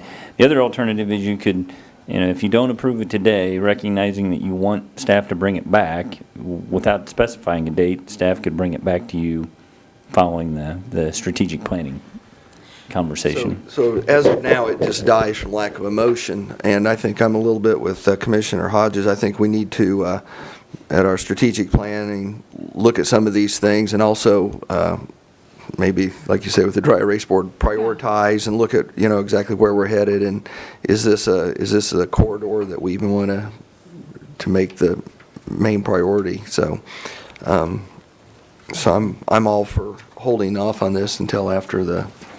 Well, one other thing I'd like to have you consider is, this is getting real close to needing something done as far as a pavement action, a mill and an overlay. And we had tried to make sure that, like we said, it fit with the long-term plan. But at the same time, we don't want to invest in the next big overlay and not be able to do anything for 8 or 10 years because we've just spent quite a bit of money. That we don't have the money in the budget this year to do additional pavement investigation and drainage structure investigation. And those are the things that we really need to find out before we can come back and say, yeah, all it needs is a mill and overlay. We can do it a lot cheaper. So I guess in lieu of the $250,000 budget, even if it was $50,000 or $60,000 for this year, I think we could, and I don't know that needs to be temporary note financed, but do the additional investigations this summer so that we can find out for sure whether it does need a full rebuild or if we can just mill it overlay and take the medians out. Joe was absolutely right. Taking the medians out and some pedestrian connectivity were the two main things people wanted. I think the consensus that we're not going to adopt Resolution 197676. Any suggestion for direct, Yeah, I know you say we're running, but we're about a month away from our strategic plan. I can't, I still think we wait till then. Yeah, because if we came back to this, what's the next Monday, April 22nd? I would really appreciate the opportunity to have that conversation about some of the bigger projects that we still have out there that, we haven't, totally gotten to the point of no return. So I'd like to postpone it until April 22nd. Is that a motion? If that's a motion. Is there a second? Okay, and just, we'll handle that first. And my concern is if you meet on the 15th and you provide staff direction and we need to bring it back to you by the 22nd, I'm not sure we can turn it that I quick. was just going to ask that 7 days may be a little tight. But I It feels like that's what we're doing on everything, is trying to turn it that I quick, do, and but- the 29th is a fifth Monday, so Going then to it would May. be something in May 6th. I will withdraw my motion. I guess, what do you want him to bring back on the 22nd? I think basically the same thing. I mean, but- I think there's a possibility, as Mr. Kowach described, that we could do some investigation at a lesser expense to then develop more of more detail for you about alternatives. But we're either gonna have to work on that in advance of your strategic planning discussion, or we're gonna need enough time to respond to whatever conversation occurs in the strategic planning. I would like what you just suggested, and practical basis, that first Monday in May would be probably a more suitable time, because some of that information can be prepared Right, we can do from some now on. preliminary investigations. pretty much no matter what discussions we had in the strategic planning session. So if it were that first meeting in May, that would be May 6th. Right? I think I withdrew my motion, didn't I? So do I need to restate it? Yes. That we revisit this resolution with any additional information brought forward by staff on Monday, May 6th? Second. Okay. Moved and seconded to postpone action on this item until May 6th, 2019. Any further discussion? All in favor, say aye. Aye. Any opposed? Motion carries 4-0. Can we get a 5-minute break, Mayor? Yes, we have a 5-minute break.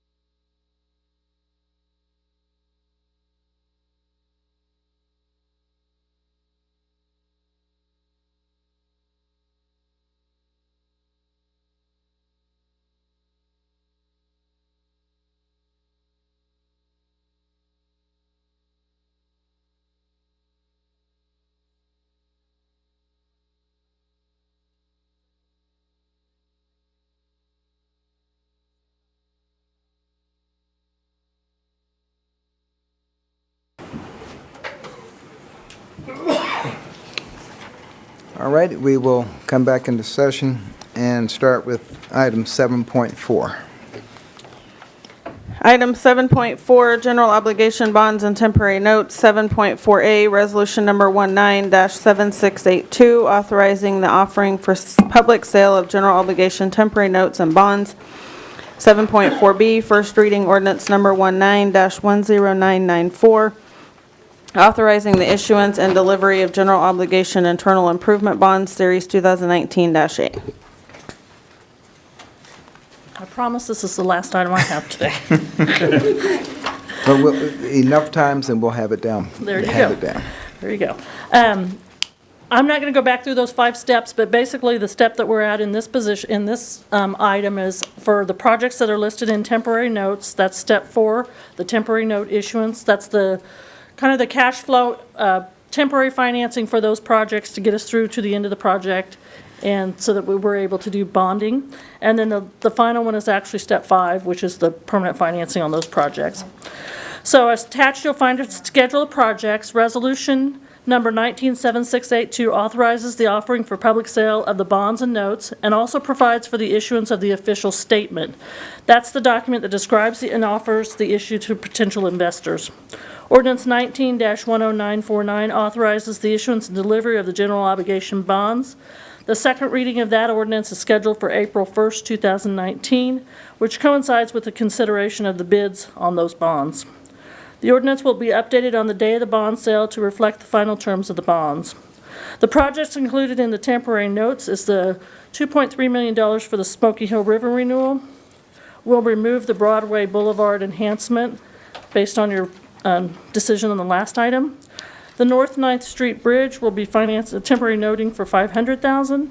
Police parking for $400,000. The landfill sale is $2.315 million.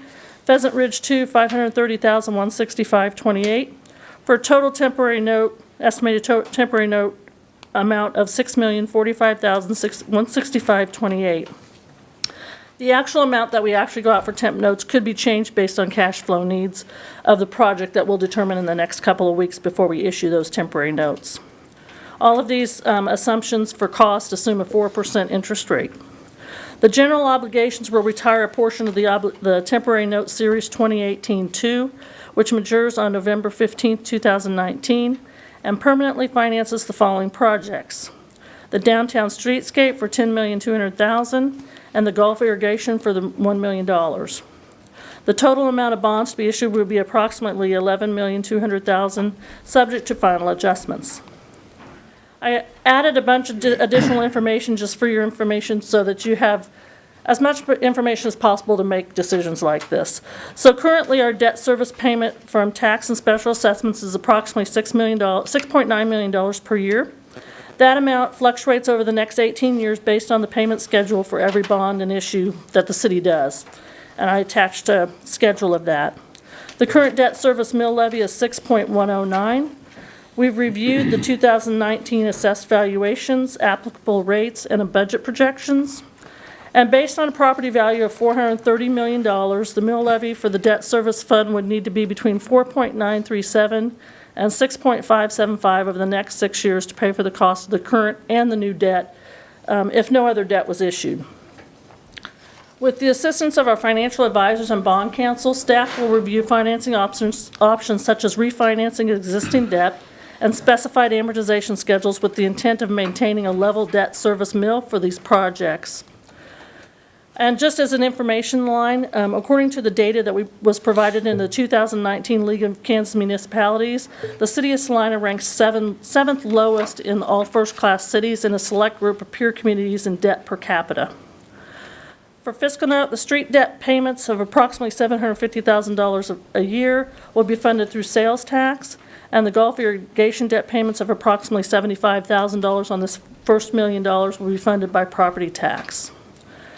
The recommended actions is to pass Resolution 19-7682, authorizing the offering of public sale of general obligation temporary notes and bonds, and pass on first reading Ordinance 19-10994, authorizing the issuance and delivery of approximately $11,200,000 principal amount of general obligation internal improvement bonds, Series 2019A.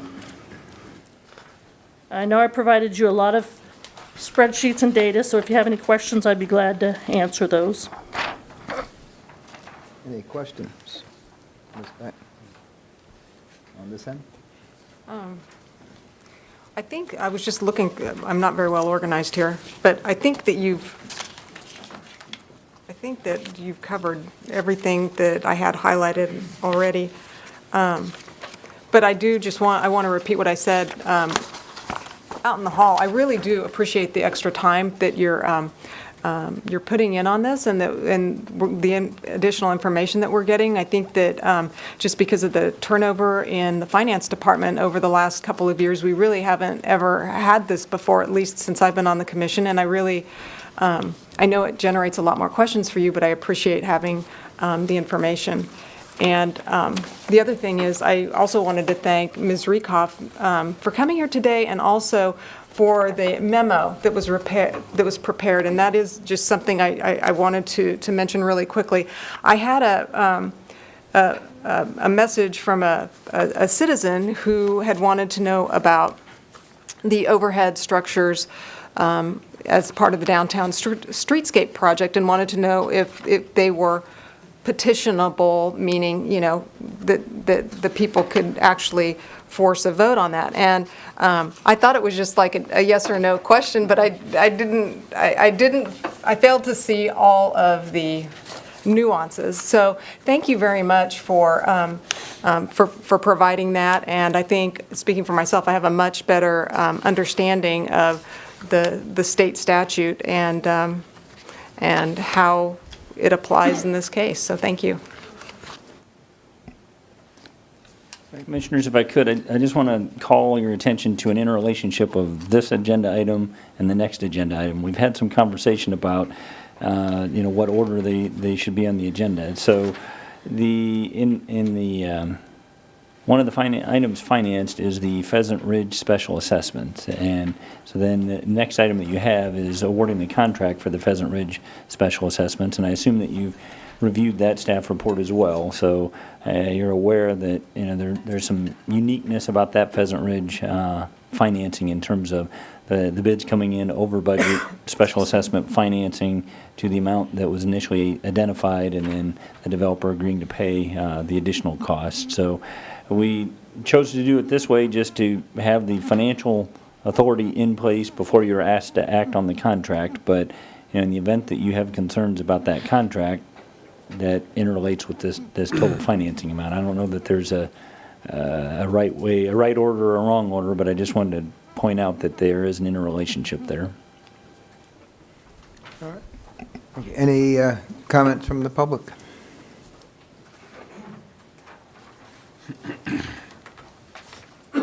Thank you again, Mayor and Commissioners. John Blanchard, 1117 State Street. Number of things on this. This being sort of the last bite at this apple, in this venue at least.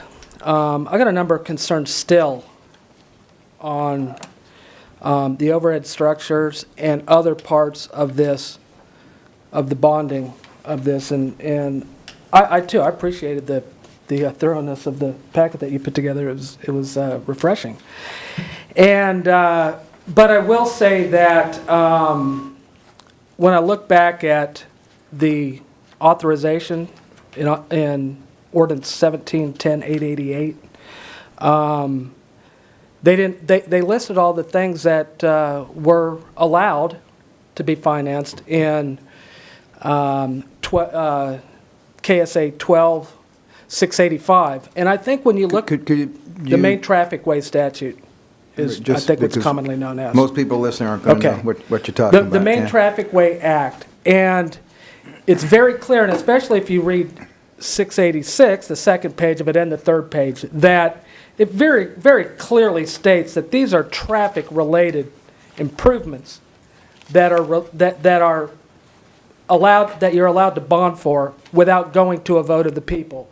Because one of the things that's important to realize is that absent the Main Traffic Way Act being referenced in the charter ordinance, this would have had to gone to a vote of the people, okay, because it exceeds $1 million. Now, I will admit that I never took a deep dive into the main traffic ways statute until I realized that they were trying to paint buildings. And, I mean, and then now, out at the airport authority. And then, of course, those dropped off, and I don't know why. Public never got to hear. The public complained about it, never got to hear. I've been up here complaining on several instances that overhead structures are art elements and not traffic ways. Well, you know, we hear and I appreciate, oh, they're traffic calming devices.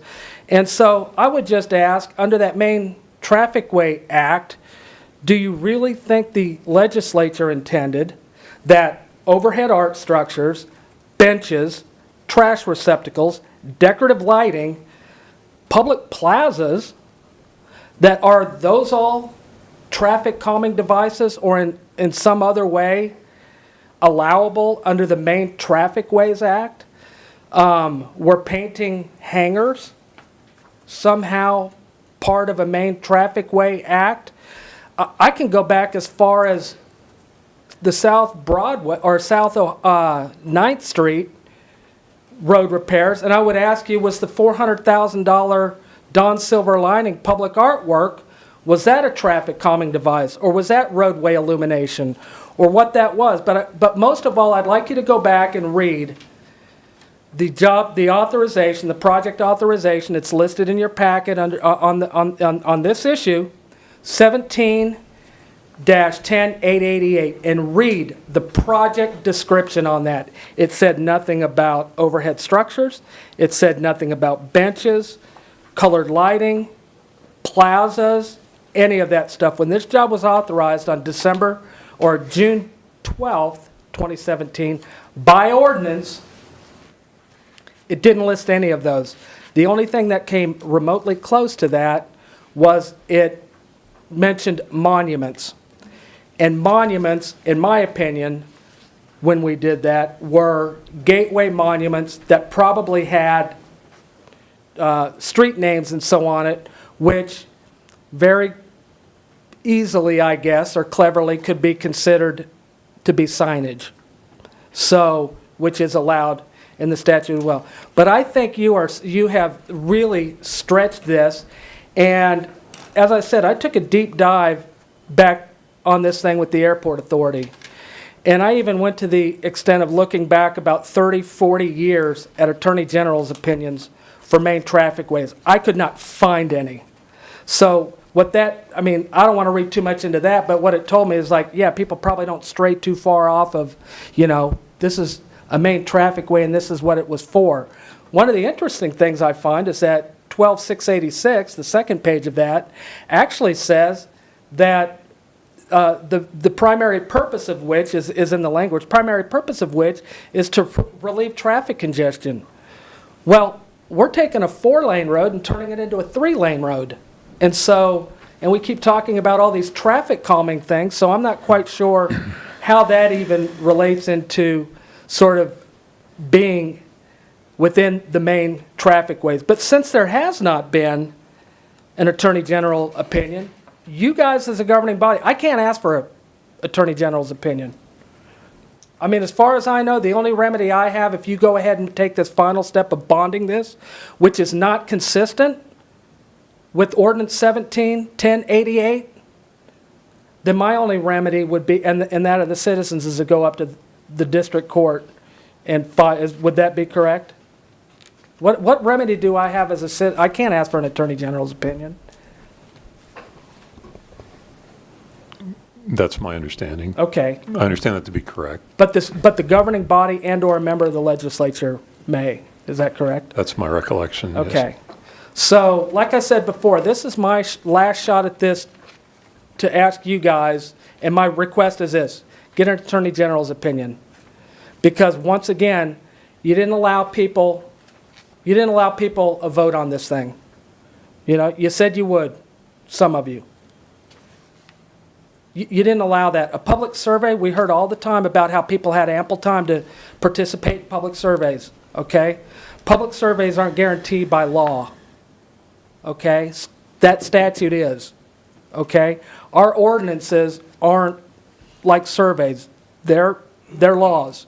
So I would hope that at least one of you, it will at least be preemptive in that. I will look at additional venues to ask and see if this main traffic way is being upheld. I think it has further implications in some of your public art policy.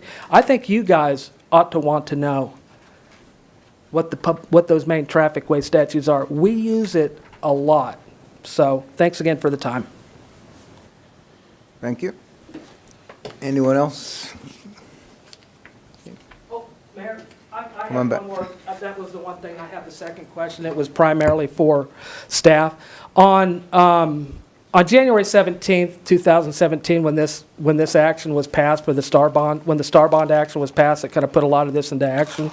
At that time, the financing note on that called for $2 million being, if we reach the maximum amount, this $19.1 million issue of Star Bonds, that $2 million of that would go directly to the streetscape projects for the portions of those streetscape projects that were directly in front of some of the major project. Okay, we had that $2 million. Also, out of the $9.625 million, there was $6.625 million coming back to the city. $2 million of it, 2.2 going to the Stiefel Theater, and $1 million going to relocate the electrical lines at the hotel. Out of that, and in the chart you had $3,640,000 or something roughly of that amount that was going to be the public contribution part. So my question is, are we funding part of this? Are we still funding the $2 million and the $6.625 million with the Star Bond money? And if so, how is the math done so that we're bonding for $10 million instead of $3.5 million? The math that you're describing, the $2 million that was being called out was trying to highlight the fact that if we did the full project beyond the $17 million, that there was no other funding source for that. There was a recognition that there was Star Bond reimbursement for our debt service for the field house, but there's also a conversation about using that to pay off the field house debt and then having to refinance the streetscape debt. And so I think that accounting was intended to demonstrate where, how the Star Bond proceeds would be used, but there was a conversation all along that in the end, the total project to be financed was either going to be 10.1 or 2 or 12, depending on whether it was a 17 or a $19 million project. So, well, the streetscape project was a $12 million project. Are we bonding for $2 million of it or $10 million because we got $2 million out of the Star Bonds when those went to sale and those all sold, correct? Well, I mean, we got the proceeds from. Right, but those proceeds are escrowed until certain project criteria are met, and so while the bonds have been issued, not all those proceeds have been distributed. Okay, so is that mechanism of the subordinate bonds then causing us to have to bond for the entire amount versus a portion? No, I think we anticipated this approach all along. It's the reimbursement distributions are tied to completion of key increment generators. The order that we from the outset identified the hotel, the alley, and Old Chicago as the key increment generators. But when we went to the market, they identified that they wanted to impose escrow requirements that tied to completion of those and other projects. So that whole restructuring was discussed at the time that we authorized the Star Bond issuance. So the bonds are issued, the proceeds are in escrow. So currently, we have bonded $4.5 million For the field for house. the field house. Correct. Which that hasn't been taken out with any other type of financing. Debbie's The $4.5 million we temp noted for the field house, that was paid off through the Star Bond, when we got the initial Star Bond money in December. The $2 million at the end of the project is in escrow, set aside for streetscape. Does that make sense? Yeah. And so then there's another roughly $2 million in there too. And will that be? That's the amount that she just mentioned is escrowed. That won't be released until the criteria are met for openings of those major. Are you familiar with the part of that that chart and that financing, because it still basically said that the field house is 4.5 million. The streetscape, public commitment of the streetscape would be $3,540,000. Okay, Is it still that amount, or is the public commitment more? Because we're bonding for significantly different numbers, and a lot of this is moving around, and it's Right. not mentioned anywhere in the staff report or blue sheet about how those things. Well, I'm not familiar enough to get to that level of detail, but the conversation that we had all along was this either was going to be a $10 million issuance or a $12 million issuance, depending on whether we could get $17 or $19 million worth of STAR bonds.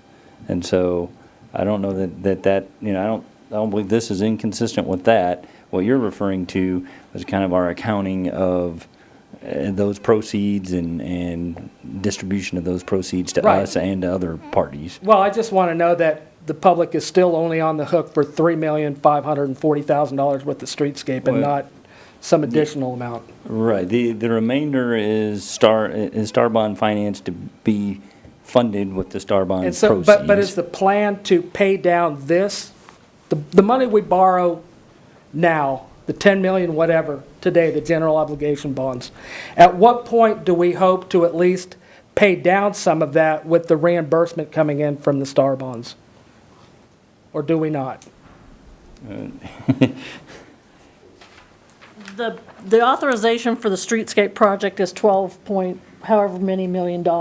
We're bonding $10 million, so in our mind, the flow of that money is we have the $10 million in bonds. The $2 million that comes from the STAR bond is going to pay that last portion of this project. Okay. And these will stay as general obligation bonds. Thanks again for the time, and just real quick, because it wasn't in the packet, and was that memo added to the memo you referenced, was that added to the packet? I'm sorry, no, I it wasn't. distributed it to the commission as a direct response to the question that was raised, rather than as it relates to this agenda item. Oh, okay. Well, can it be? Yeah, if you'd like a copy, I can give you one. Yeah, I appreciate that. Thank you again. Commissioners, if it's helpful, and this doesn't necessarily speak to Ms. Rieckhoff's memo and interpretation of the main traffic way statute, but as I go back and look at the staff report that pertained to the ordinance that Mr. Blanchard referenced, on the 5th of June in 2017, the background indicated that the downtown streets, and this was the ordinance authorizing the construction project, it indicated that the downtown streetscape project and related improvements to Santa Fe and intersecting streets from Mulberry to Elm is incorporated in the city's capital improvement plan. The final project construction budget will be determined depending on the approval and ability to utilize STAR bonds at a later date. It's anticipated the construction and design engineering of downtown streetscape and related storm sewer enhancements will cost from 10.1 to 12.1 depending on STAR bond sales, including the streetscape design cost of 1.1. And it goes on to say the project will involve construction along Santa Fe Avenue and related cross streets and along 5th Street, 7th Street, and 4th Street of new or improved sidewalks, streets, parking, waterline main and services, storm sewers, gutters, pavement, traffic signals, crosswalks, street seating, lighting, landscaping, irrigation systems, aesthetic treatments, and plazas. Is that what the ordinance says, or is that the staff report? Yeah, that's the staff report, the background for the ordinance. Ordinance was where the law and staff reports were Yeah, supplemental. Right, I specifically said I'm not speaking to Ms. Rieckhoff's legal interpretation, just in terms of the background that was provided to the commission in terms of the scope of the project. That was what was discussed. All right. Any action from the commission on item 7.4A? Mayor Davis, I move we pass resolution number 19-7682, authorizing the offering for public sale of general obligation, temporary notes and bonds. Second. Moved and seconded. Any further discussion?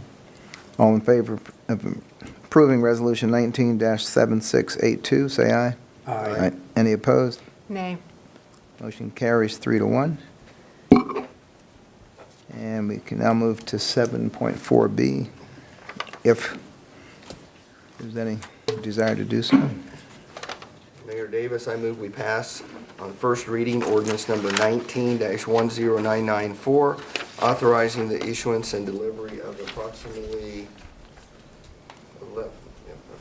11,200,000 principal amount of general obligation internal improvement bonds, Series 2019A. Second. Moved and seconded. Any further discussion? Yeah. All in favor of approving on first reading ordinance number 19-10994, say aye. Aye. Any opposed? Nay. Motion carries 3-1. And we may now move to 7.5. Item 7.5, award contract for the Pheasant Ridge Edition Number 3, Phase 2, project number 80025.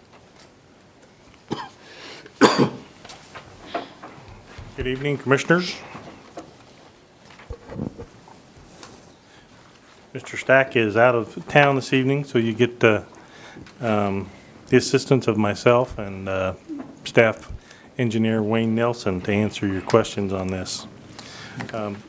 This is one of the remaining subdivisions that we've been working on with you to work through the process as far as special assessments.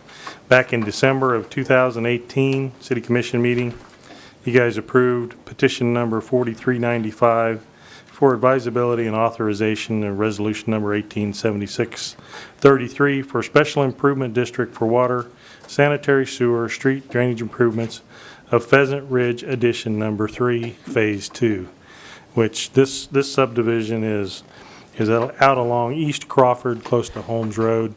There's been multiple phases to this particular division. Every one is filled up, and this is the next rendition of it. We prepared plans, or the consultant or the developer had plans prepared. We worked through the city to let those plans. We bid both asphalt and concrete pavement surfaces. And the low bid for the project was APAC Kansas Incorporated, which is a Salina contractor that we've worked on multiple subdivisions as well as major street reconstruction projects. The bids came in higher than expected. Once the bids were reviewed, they found to be reasonable, looking at recent asphalt, fuel prices, workloads, and quantities involved in this particular subdivision. So the recommendation would have been to award it, but it was over the budget. That by the time you have the contractors work, the work to process the bonds, the contingencies, it was over the previously approved amount that you guys had approved in December. The developer had several options on how to remedy that, from delaying to reletting to changing something. To keep things going, they elected to pay the difference in cash and certify that they're not going to change the specials for this particular subdivision, as well as not change the proposed lot price. So they have taken the initiative and have already placed a check with the city to pay for the excess amount above the previously approved specials.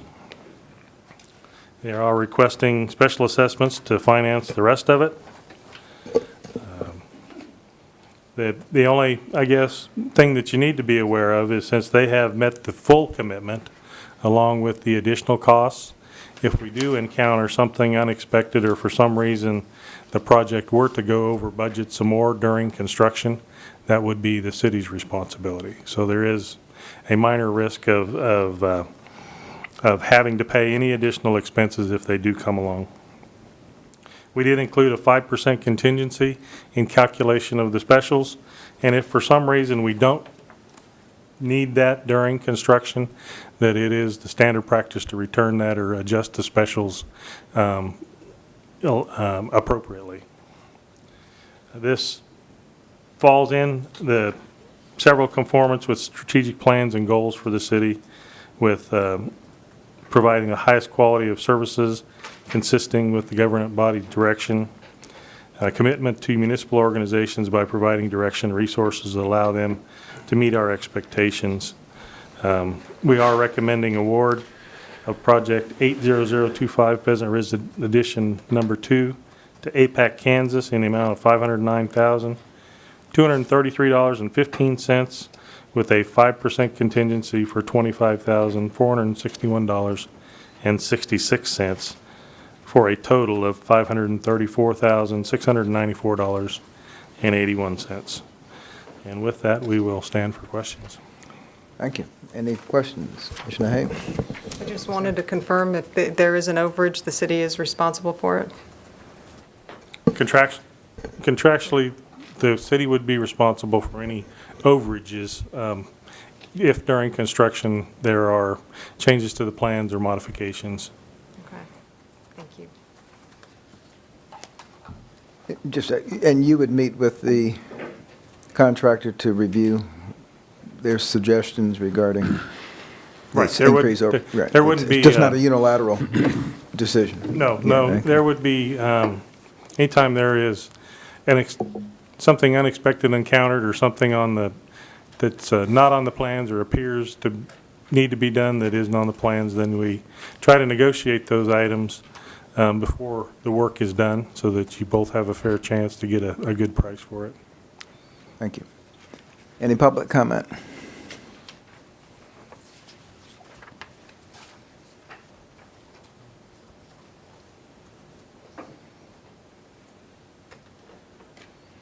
I guess you know the drill. Joan Ratzliff, Salina. I was just wondering what's the prices of the houses and lots that are planned in this subdivision? I believe the developer is here. Would you mind? Please, thank you.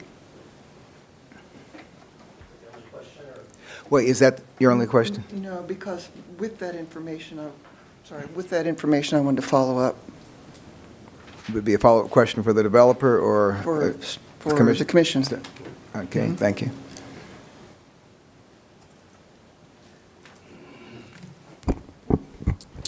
Evening, Commission. Hi there. Todd Welch, 221 South Morris Drive. To answer her question, previously, we discussed on what they would be, so those homes are roughly going to be in that 235 to 250 range, in that 1,350 to 1,500 square feet. When we spoke earlier, requesting special assessments, the lot prices were going to be $35,000. That's what the application said. When we ran over budget, city staff called me and said, "Are you going to raise that?" And I said, "No." So basically, I wrote a check for $49,000 to move it forward. Commissioner Hodges, one of the things you and I may or may not ever agree on, but I appreciated your point on the Broadway corridor, is it's that exact same thing. I have so much money invested that the $49,000 is to take it back and start all over again and come back again. We're just moving forward with the project and leaving everything the same and moving forward. So hope that answers her question there. I did want to, while I have the podium, Sure. because I think it's important for this commission to know, because the information I gain, I've always wanted to share back with you. So I was the gentleman who stood in front of you and said, I felt that Wayne's bid was way high on the engineering and that we could come underneath that. This project became very interesting because some of the detention pond that's going to carry the water runoff also is in Phase 4, closer to Holmes Road. So that water is coming in and getting caught in a detention pond, which to dig that detention pond deeper that we didn't know when we originally came to you, you have to actually install a pump to pump it over to the next detention pond. And so the estimates, and I don't remember exactly where they were at, but those estimates for that pump were higher than anticipated. Also, if you can remember this project from way back, the fire department did not want the project to go through without a secondary exit. To build their road, I wish I could almost buy them a smaller fire truck to get there than the cost of what it took me to put in a 60,000-pound road from Holmes Road over this development. But again, those are items that are there. When Phase 4 goes in, I'll have a lot of gravel for sale. I'll be able to sell gravel out on the side and remove the temporary road. So I wanted to share with you that I don't think that we'll continue to see this through the development, although competition is getting tough. Prices, concrete went up to $115. When we started talking about this project, it was $103. Now it's $115, and I believe if Wayne could talk about this, instead of 8 inches of asphalt, so we could get a stronger base, we bid it out at 9 inches of asphalt. That's getting really close to the structural of concrete. So, any questions from the commission? Thank you, and on behalf of those who will be purchasing those lots, thank you on their behalf for that. Yeah, great. And I And the think price. the only thing that I would request on there is if the contingency of the 5% that he spoke about on there, whether it go back to the special assessments directly, or I would ask the commission to consider helping recompensate back the developer of the $49,000 put in place if the 5% doesn't get used in the contingency. Does that make sense? I believe that you said it was the option of either reducing the special assessments and or going back to the developer. So just something to give in consideration of if that did happen. Thank you. Thank you. Okay. I unfortunately had to miss the Broadway corridor thing, so really interested in seeing Broadway improved because it has gotten to be so bad looking. And also there was a study session just a few weeks ago where what, in my opinion, was a really beautiful plan for mixed development and for improvement of that area. It included workforce housing in the range of, I think they said, $150,000 to $180,000 new homes. And we all know that our housing stock for workforce is deplorable in Salina. And it's, in my opinion, we need to set our priorities of where we have the greatest need. And that would be in more affordable housing rather than spending our borrowing resources on things that we need less than that. So that's my opinion. Point noted. Thank you. Any other comments from the public? Bring this back to the commission.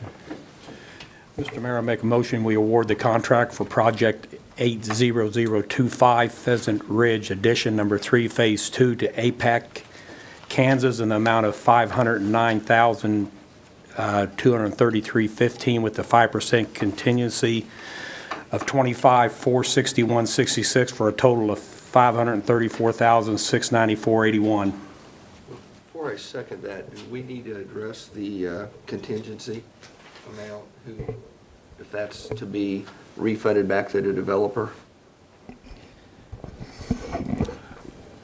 I'm not real sure that it can be back to the developer. I would have to check the language on that, where it says that.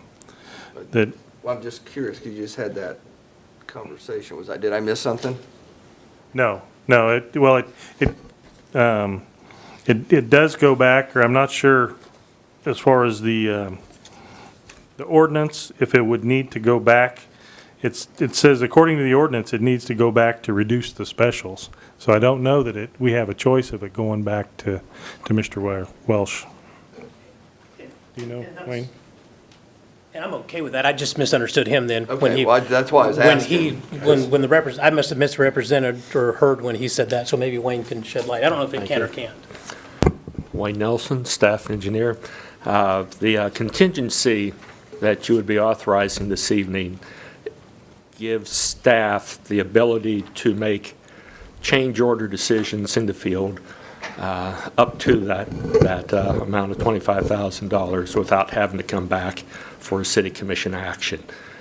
Any money that would not be spent on the project is not included in the final costs of the project. So, final cost of the project plus the expenses that are authorized through KSA 126A from the developer's reimbursement would be included, along with the expenses that the city is allowed to charge and the issuance of bond and issuance of the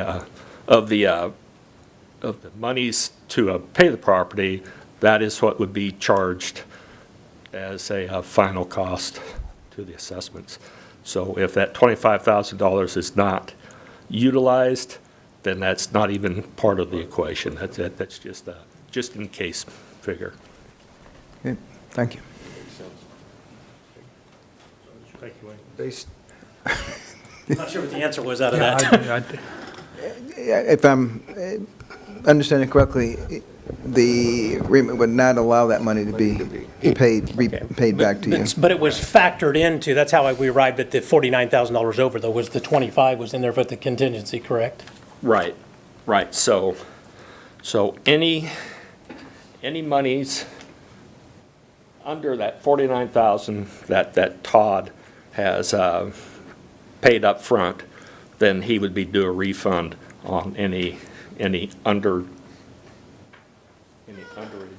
on that upfront not payment. including the contingency, the amount Right, that he paid plus the amount city under that, right. whatever, okay. So, just so I'm clear, it's a common occurrence that the developer incurs expenses and gets reimbursed for those expenses. And usually, that's in the form of design fees on the front end.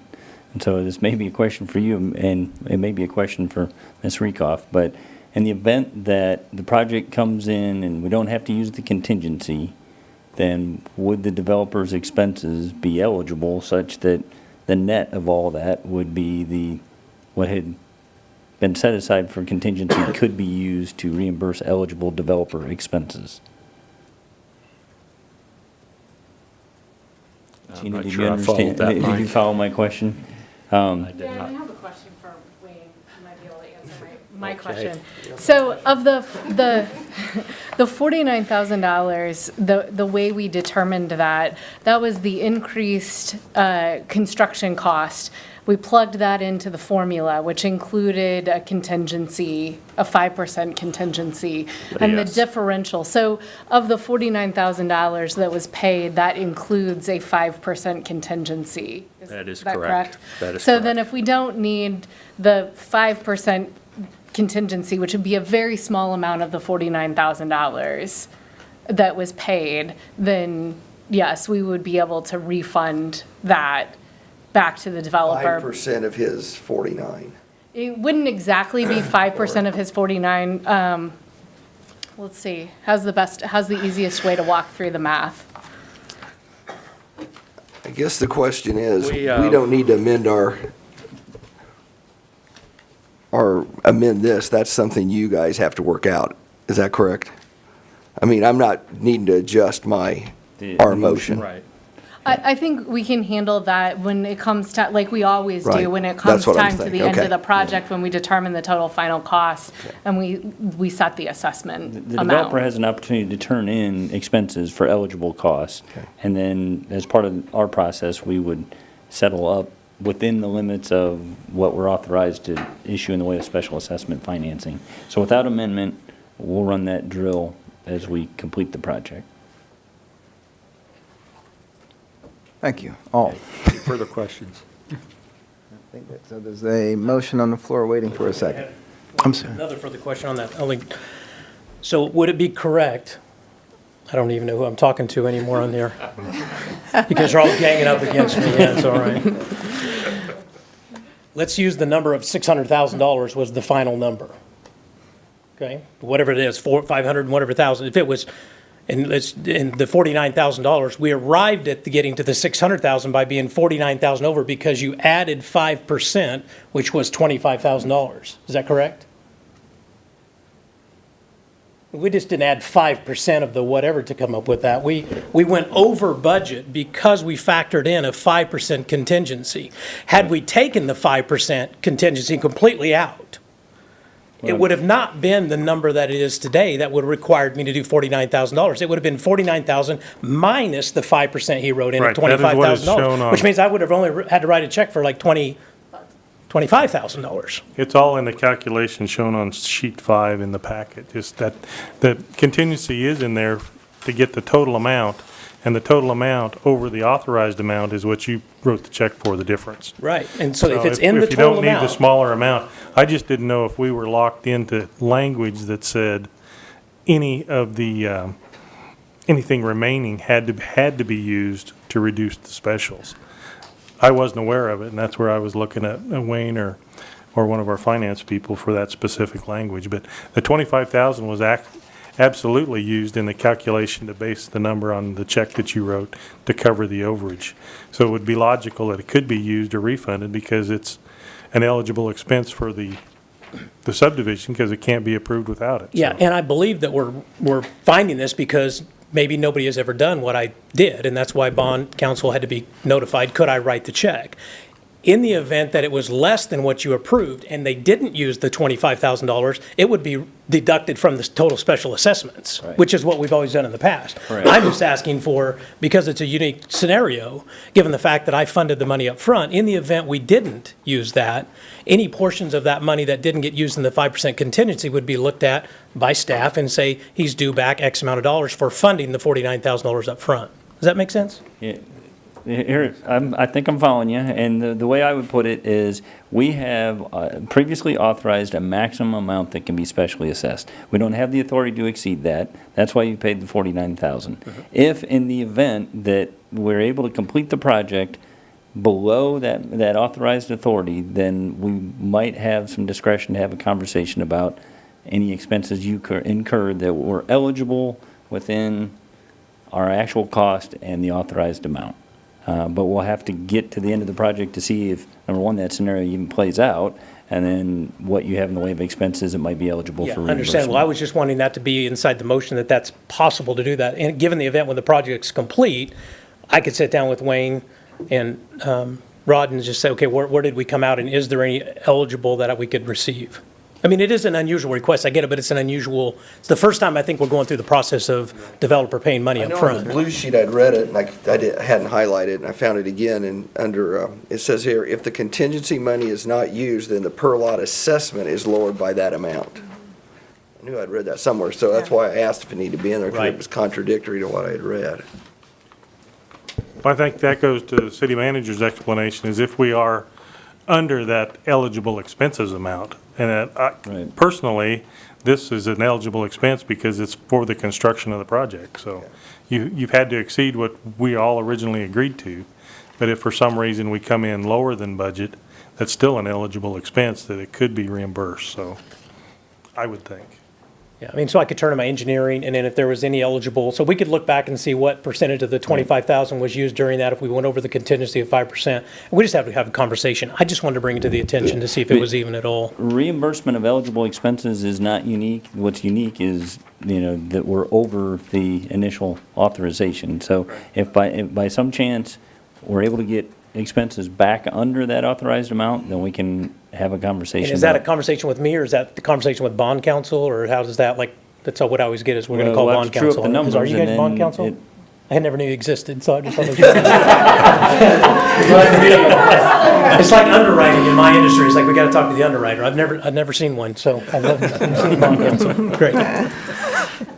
All right. Exchange cards? Yes, thank you very much. Okay. With that being said, I will second the motion that's on the floor. All right, any further discussion? All righty, all in favor of awarding the contract for project number 80025, say aye. Aye. Any opposed? Nay. Motion carries 3-1. We now move to 7.6.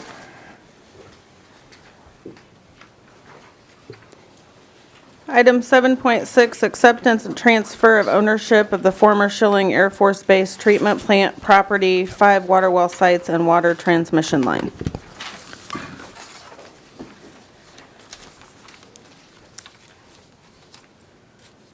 Thank you, Mayor and Commissioners. Today, I'm going to make a small request to change the action item that's discussed, and I'll do my best effort to explain the process if we go through, and at the end, myself or Greg Bingston can answer the questions you might have. For me, the key consideration for today is for the city to acquire the ownership of the former Schilling Air Force Base and a 40-foot strip of property adjacent to the proposed water treatment plant site. Ownership by the city prior to construction activities is a KDHE requirement for our state revolving loan fund program. Obviously, they don't want to loan money and expenses on property that we don't own. So that's where we're at today.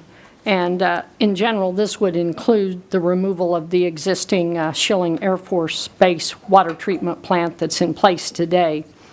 The sites for the water wells and the transmission lines are described as easements in previous deeds and are really very relevant to our water system project and ultimately will need to require transfer the ownership of those easements to the city.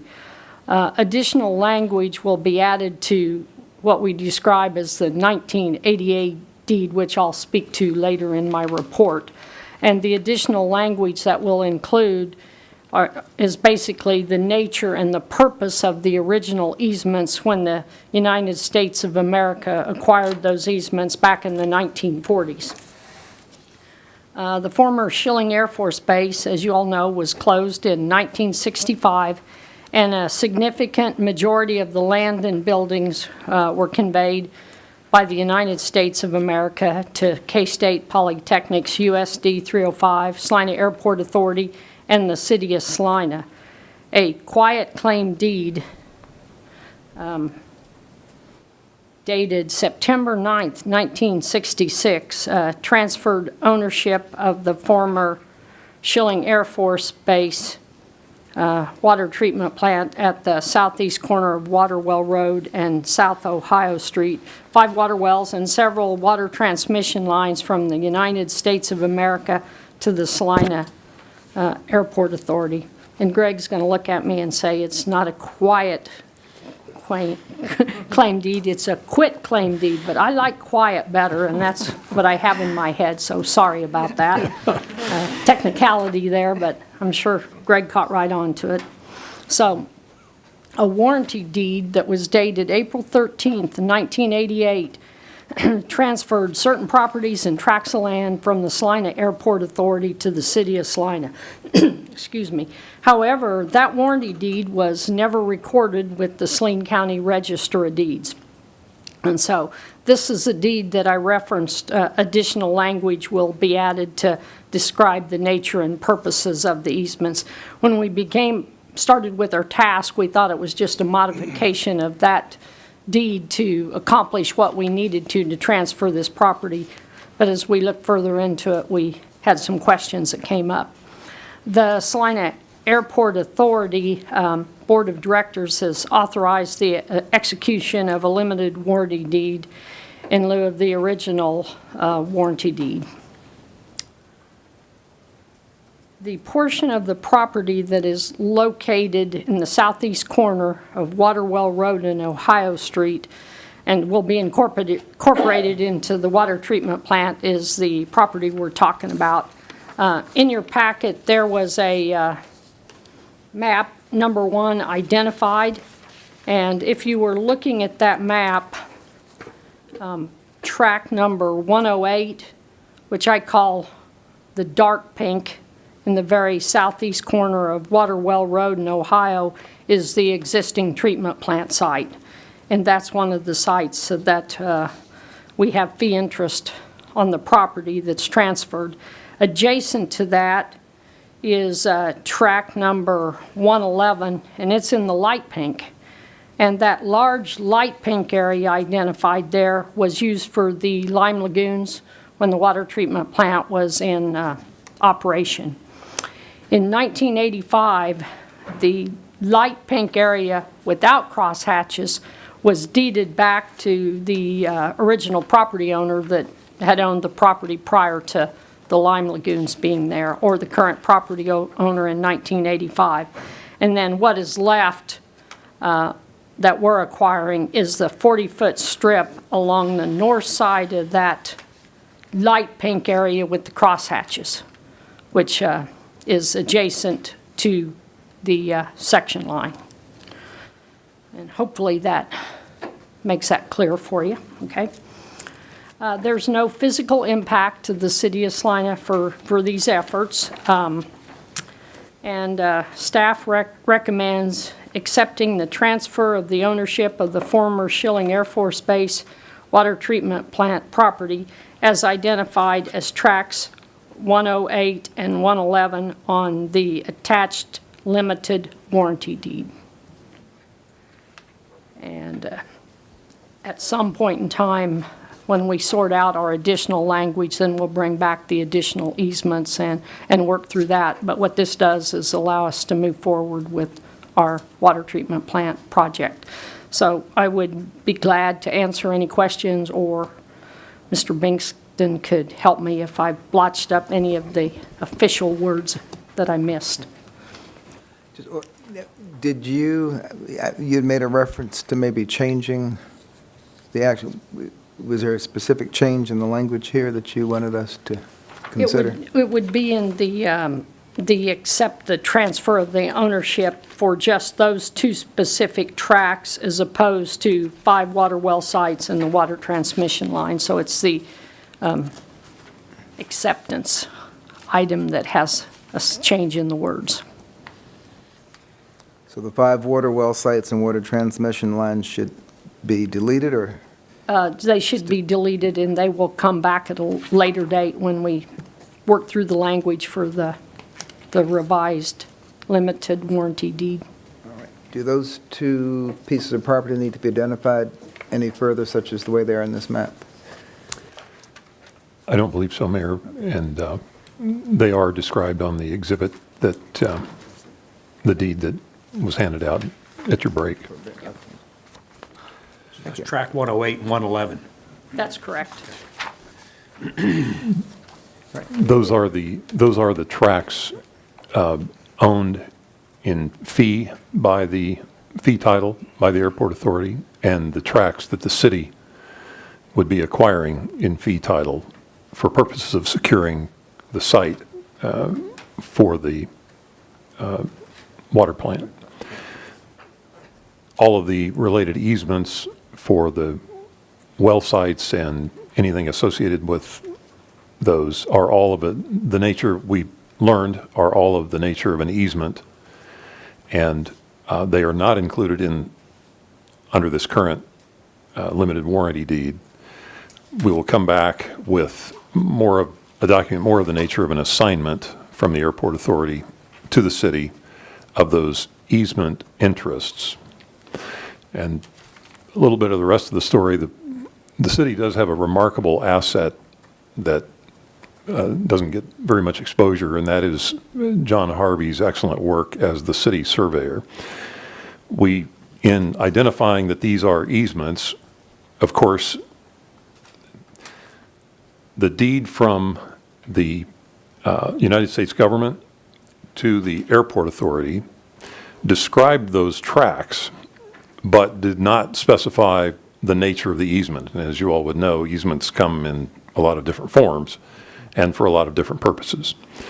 John Harvey has researched and obtained the source documents for when the easements were originally granted back in the 40s or 50s as that project was, that whole system was created. What we anticipate doing so that it's clear to everyone the nature of the easement is to not only describe the tracks in this separate instrument that we're speaking of, but to also have a notation as to where the source document is recorded and a description of what the easement is for, so that we don't just have this blanket set of tracks and impossible to ascertain from the face of the document what they are, what the purpose of the easement is. So with the benefit of John's work, we can provide you and anyone else that would ever need to know, KDHE or anyone, a much clearer picture of not only just the legal description of those easements, but what they are for. Thank you. I think if I learn any more I'll get confused. I'm with you right now. Any questions or concerns?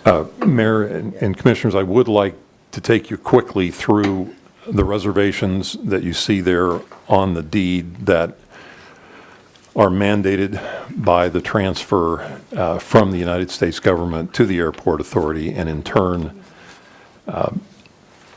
so I'm sorry, but we do need, I expect you'll want to be sure that you're familiar with those before you accept the deed. Not that you have a whole lot of choice if you want the property, but just so be sure you're aware of them.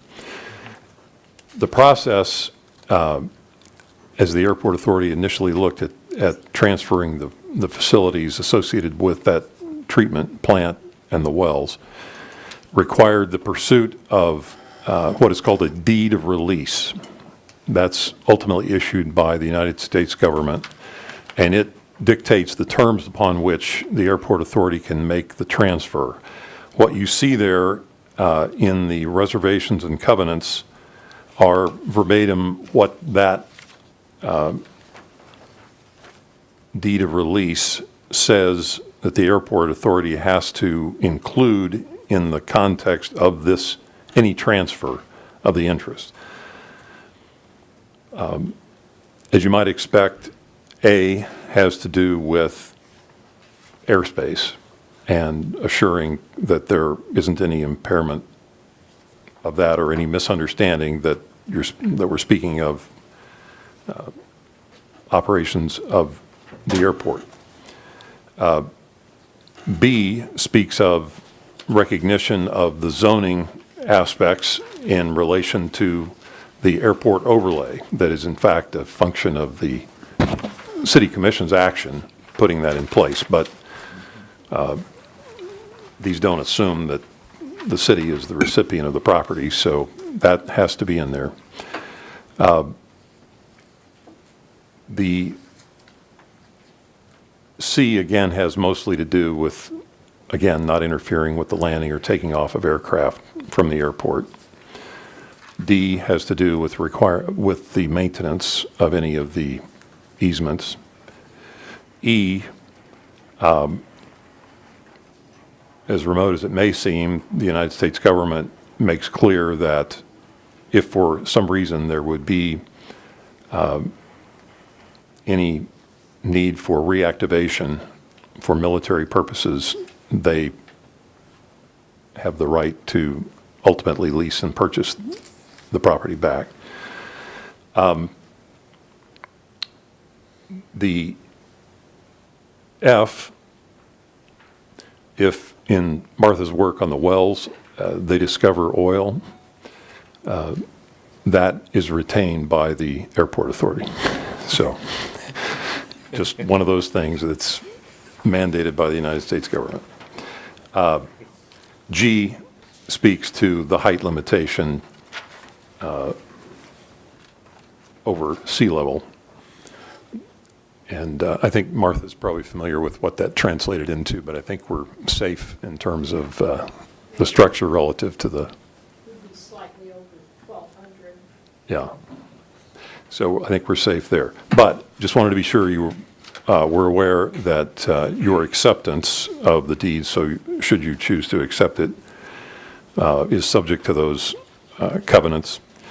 It's referred to as a limited warranty deed also because there in the second paragraph where you see the authority is covenanting, the Airport Authority is warranting title as against anyone that would claim before, or I'm sorry, anyone that took title after they acquired title from the United States government. They received title in the form of a quit claim deed. So this seemed like the most appropriate way to assure you that they have not done anything with the property in the meantime since they took ownership through the quit claim deed that would impair the title. So that's what prompts that structure. And as I say, we'll be coming forward with the more detailed document on the assignment of the easement interests as soon as we can. All right. Any public comment?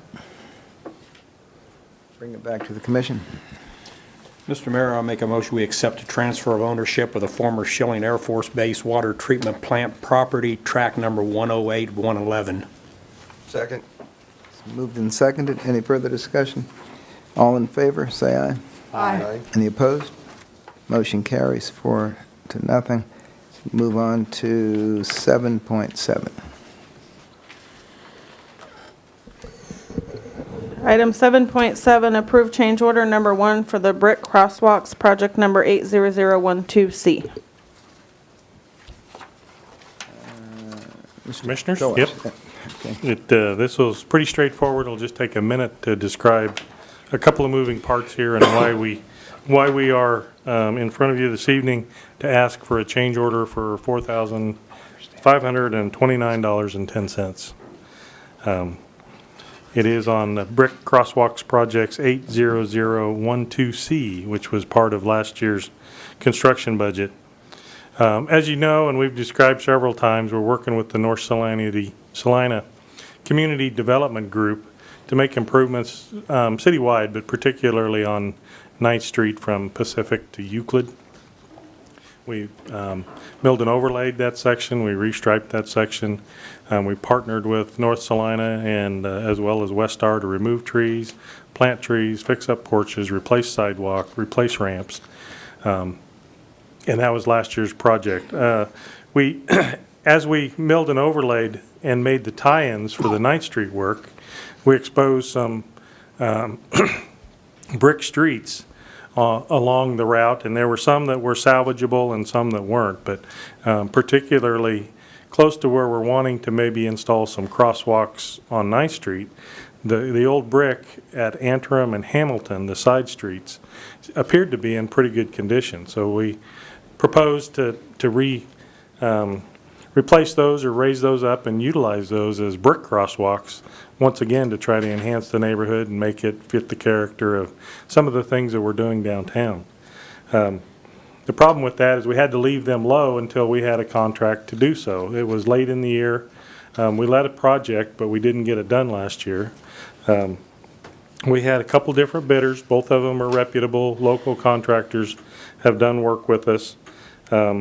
We had planned on removing and replacing brick and just bringing it up to the new street surface so that we wouldn't have a bump there, and that the brick would be in alignment, it would be level with the roadway, and it would look nice.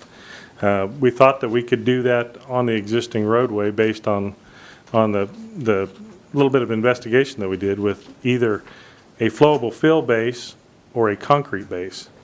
And we thought the flowable fill may be handier, less expensive, and be suitable, but we also wanted to price a full-depth concrete pavement base in case we really didn't have the substructure to perform these 4 crosswalks on either side of 9th Street.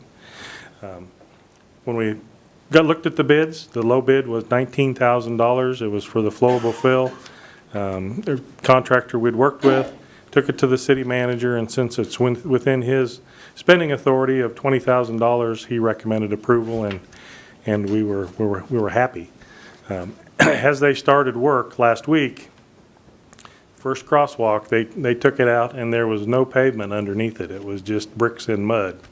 And we felt like we really needed to have concrete pavement, 6-inch concrete pavement band under there, rather than just a couple inches of flowable fill, which does have less strength. Well, we had 2 problems. We were working in 2019 after the 2018 budgets kind of closed out, and just because of the change order being about $5,000 and having approved the contract for 19, we wanted to have a transparent process to where you folks were involved in any expenditures over $20,000. So this is pretty straightforward. We need it to finish the job. It's $5,000, $4,500, but it is to take all the brick out, put some fresh concrete down, build a good base, and then put the bricks back for 4 nice brick crosswalks in North Salina.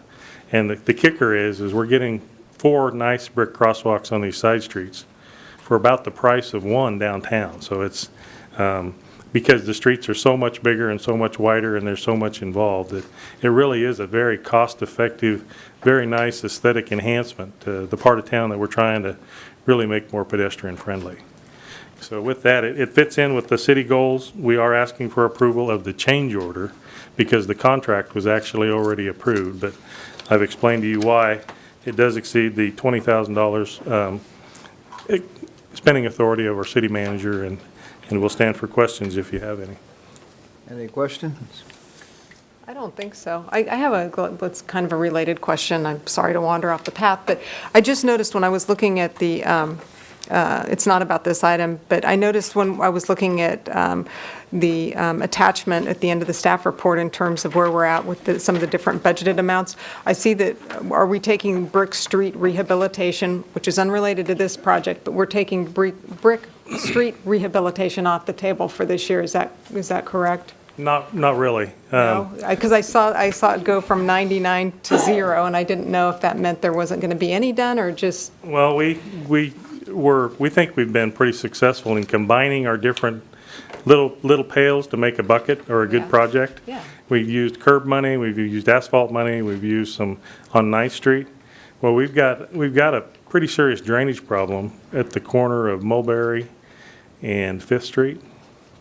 And because of all of the investment in that area, we want to make sure that we get because when we get more than like a 2-inch rain, that intersection floods. We are going to have to do a storm sewer project this year. You guys have approved the engineering work for it, but because Mulberry is pretty much completely bricks, our brick budget for this year is going to have to be used for that project, so we're not letting any additional brick repair projects this year. So it's part of that combination project. We're using some of our storm sewer money, some of our street money, our curb money, sidewalk money, and brick money to make that project happen. That pool to fund that. Okay, Right. thank you.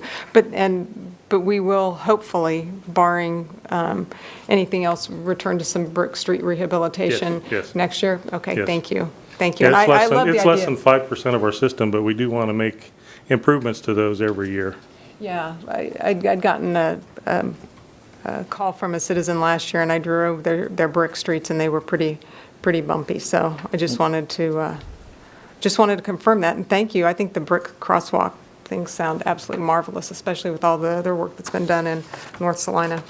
Correct me if I'm wrong, Jim, but by the time we get done with that storm sewer project and the brickwork, that section will feel noticeably rehabilitated in terms of the finished product compared to what they see today. Yes, Mulberry, or this piece on this Mulberry. project. I'm sorry, Mulberry. Mulberry, it will look better than it does today. We are doing sidewalks and street lamps down Mulberry on the north side as part of the downtown project too, so there's some connectivity with the park and downtown. All right, any public comment? Okay, bring it back to the commission. Mayor Davis, I move we approve change order number 1, authorizing $4,529.10, being option 2 bid amount minus previous authorization, plus $2,970.90, being a 12.1% of the entire project for construction contingency for city project number 80012C. Second. Any further discussion? All in favor, say aye. Aye. Any opposed? Motion carries 4-0. To our audiovisual specialist, just want to make, sometimes I need to take a break after so many hours. You're still good? All right, thank you. Let's go on to development business.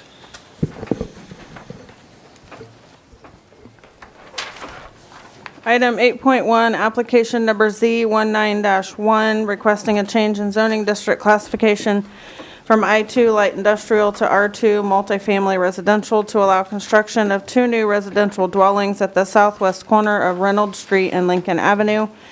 Item 8.1A, first reading ordinance number 19-10996.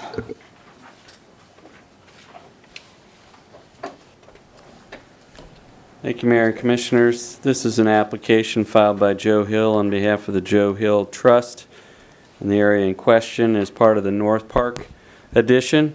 And this part of town was laid out and platted in 1889. The most recent historic use of this property that's highlighted there in yellow was part of the Clements Mobile Home Park that was located in this area. And the property was cleared and all the mobile home units in that mobile home park were removed about 5 years ago. The Joe Hill Trust purchased the property from Mid-Kansas Homes and Movers in 2014. The Hill family also owns Bob's Pawn Shop, which is located just to the left of the area you see outlined there. And the applicant met with staff and expressed an interest in being able to construct 2 dwellings in close proximity to the pawn shop. In our discussions, we determined that even though that was a former mobile home park, it was zoned I-2 light industrial, which does not permit new residential construction. So we talked about the need for a zoning change, and the applicant filed this request to approve a change in zoning from I-2 to R2 for those 6 lots that were highlighted in yellow on the screen. And if this request was approved, we would have a building site that's 120 feet deep east to west and 150 feet wide facing Reynolds. And the plan is to build 2 dwellings, and the R2 zoning is being requested because that's, one, what's in the surrounding area, and secondly, that would allow for either duplex or single-family construction. So the total of the 2 parcels is 18,000 square feet. And as we noted, this property has historically been used for residential purposes as a mobile home park. In 1977, when the city was rezoned and remapped, it was zoned I-2. That made the mobile home park non-conforming. But the applicant believes that this property is also suitable for construction of 2 residential dwellings for his family so they can reside in close proximity to their business, which is Bob's Pawn Shop. There's kind of been a historical divide in this area that runs along the north-south alley between, this is Reynolds, and over here is North 13th Street, and there's an alley that runs through there, and that has been kind of the historic zoning divide, but there are dwellings on Reynolds intermixed with the businesses, so this is not a solidly industrial block. And then all of these properties over here on North 13th Street are residential. So the applicant believes that his request is not out of character with the surrounding area, and points out, and we would agree, that the R2 zoning is more restrictive, not less restrictive than the existing I2 zoning, and it would allow vacant property to be put back in productive use that's remained vacant since the mobile home park was removed. There are no issues with utilities or drainage or access. We did want to point out that our comprehensive plan calls out an area which it calls the North Downtown West Economic Development Hub, which this is a part of, and it includes or encourages a smaller format to support small startup businesses that are in need of less expensive space to minimize their business costs, and that this area does provide an opportunity for live-work units with office or service space.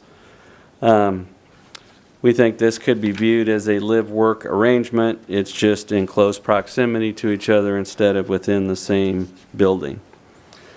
Planning Commission held a public hearing on this on February 19th and voted 6-0 to recommend approval of the request for R2 zoning to allow the construction of 2 dwellings on Reynolds Street.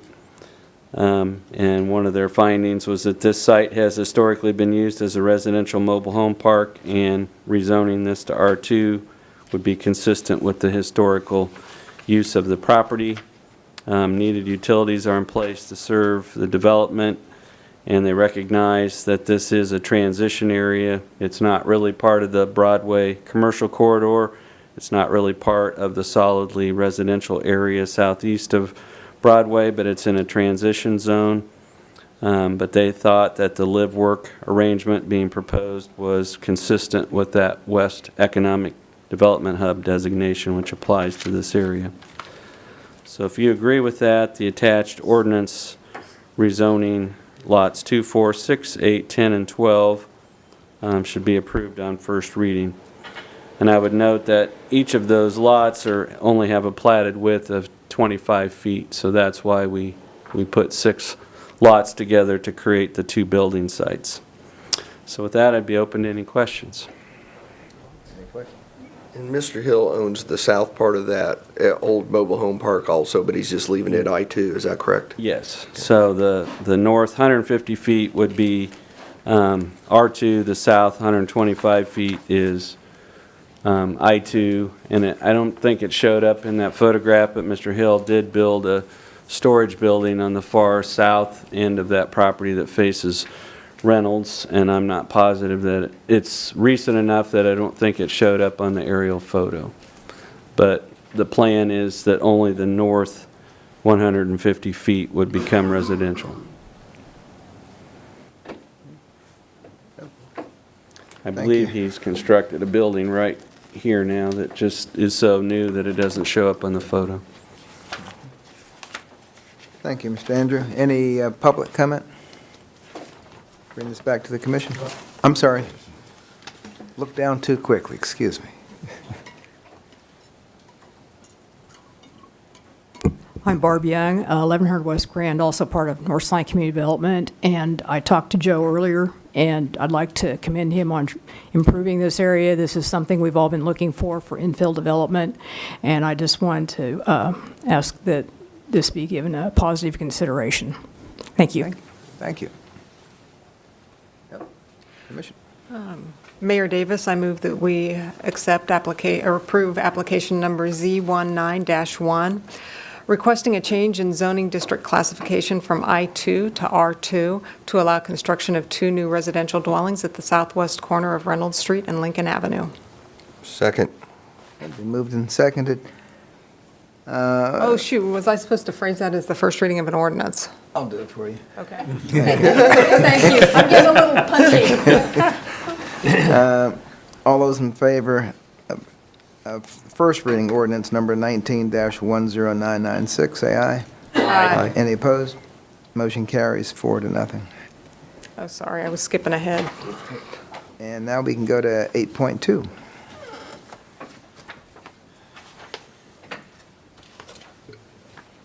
Item 8.2, first reading ordinance number 19-10995, requesting annexation of the South Water Treatment Plant site located at the southeast corner of South Ohio Street and East Waterwell Road. Thank you, Mayor and Commissioners. We've been trying to coordinate this item with Ms. Tasker's work with Mr. Bankston on making sure that this was all in the city's ownership before we brought it forward.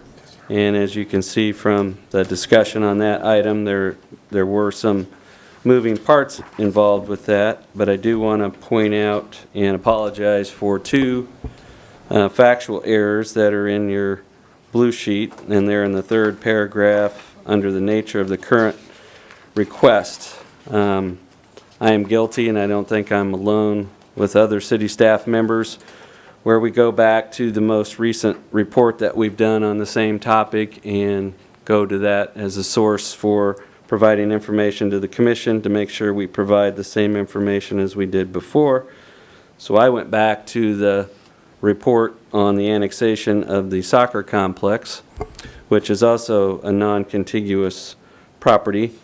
And what I have been learned today was that the legislature in their infinite wisdom qualified when a city can annex their own property, and they unilaterally, and they can do it when the property adjoins the existing city limits. And so if you look at the map that's up on the screen, you will see that this is nearby. This is the water plant site. This is the site right here that was owned by the Salina Airport Authority, and it doesn't actually touch. It's not contiguous with the city. That makes it non-contiguous. And so it is correct that the city may unilaterally annex city-owned property, but only if it's contiguous. And then the report also states that no resolution, notice, or public hearing is required for this type of annexation, And that is also correct for a contiguous annexation, but it's not correct here. But the goal of this, in talking with Ms. Tasker, was to get, before work started on the water treatment plant project, to get it within the city limits so it's under the city's jurisdiction for all of our laws and ordinances and regulatory authority, and so it's not subject to the county's jurisdiction. So the goal here is to have that in place, as well as to clarify that if there's a need for emergency response, it will come from Salina Police and Fire Departments, and not from a rural fire district or the sheriff's office. So the other aspects are correct. It's zoned agricultural in the county.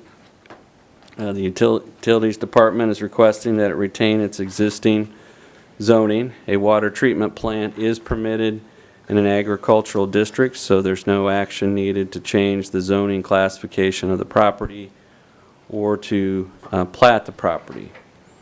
And then as we look at the map, the other thing we wanted to call out was that there is no road right-of-way for Waterwell Road or for Ohio Street. So the proposed annexation, staff is not recommending annexation of any portion of those abutting roadways. Waterwell Road is recently paved by the county. Ohio Street is an unimproved road. And then the other item that we wanted to point out is that this site is located at the southeastern edge of the city's urban service area identified in the comprehensive plan. And so at some point in the future, the commission may wish to consider an amendment of the urban service area to include this property within its boundaries. The place where we're at, it's where we needed to be in any event. We wanted to bring this item to the commission to see if you are supportive of the annexation of this property, and you could act on that on first reading. The place where this deviates from my blue sheet is that because this is non-contiguous, it cannot be annexed without the approval or consent of the Saline County Commission. So Shandy has there a resolution that we have prepared with assistance of Mr. Bankston. It's consistent with the resolutions that we have used in other annexations. There's some property on West Grand that's an island annexation, the Flying J truck stop, and where Foley's equipment is an island annexation. Those annexation requests went to the county commission and they approved them, and then it came back to you for second reading. So what we wanted to do is first ensure that there was support on the commission for annexing this property into the city limits. You could act on that on first reading, and then second reading would be deferred until action was taken by the county commission to endorse or support that annexation. The other change in state law was that it used to require a majority vote of the county commission. It now requires a 2/3 vote. So that would require 4 of the 5 county commissioners to endorse that. I don't know particularly why they wouldn't, but just wanted to bring that to your attention. So I don't know if the correct order of this would be, Greg, for them to act on the annexation on first reading and then to consider the resolution, referring it to the county commission. That would seem to make sense, to get the initial determination of the governing body.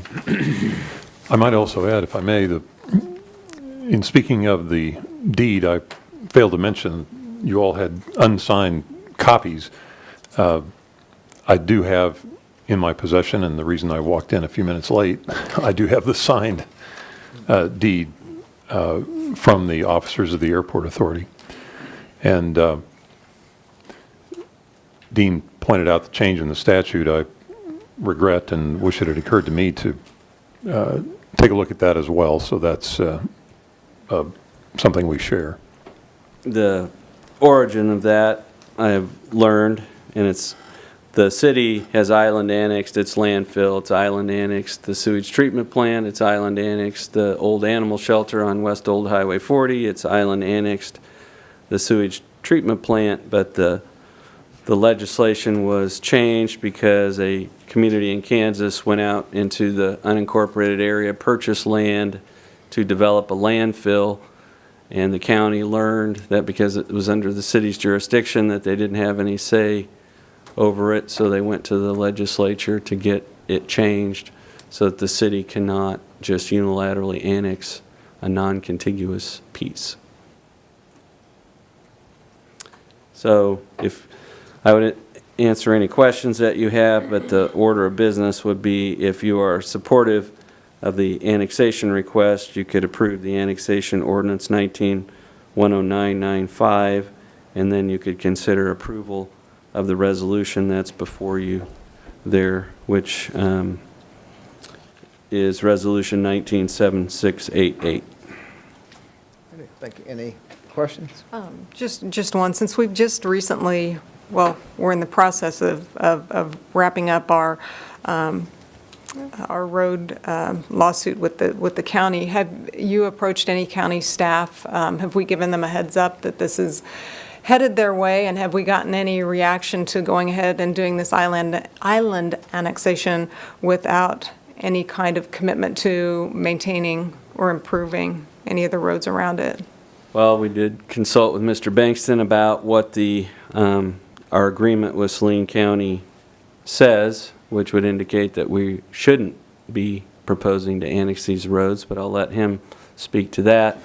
Related to getting this item in front of the county commission, that's going to be more of a challenge than usual because in the past we have worked through the Saline County planner and coordinated with them, and there is no Saline County planner at this time to coordinate with. So we'll probably work with the county administration to see about getting this to the Saline County Commission. But I'll let Greg address the question on how this is consistent with our agreement on annexation of roadways.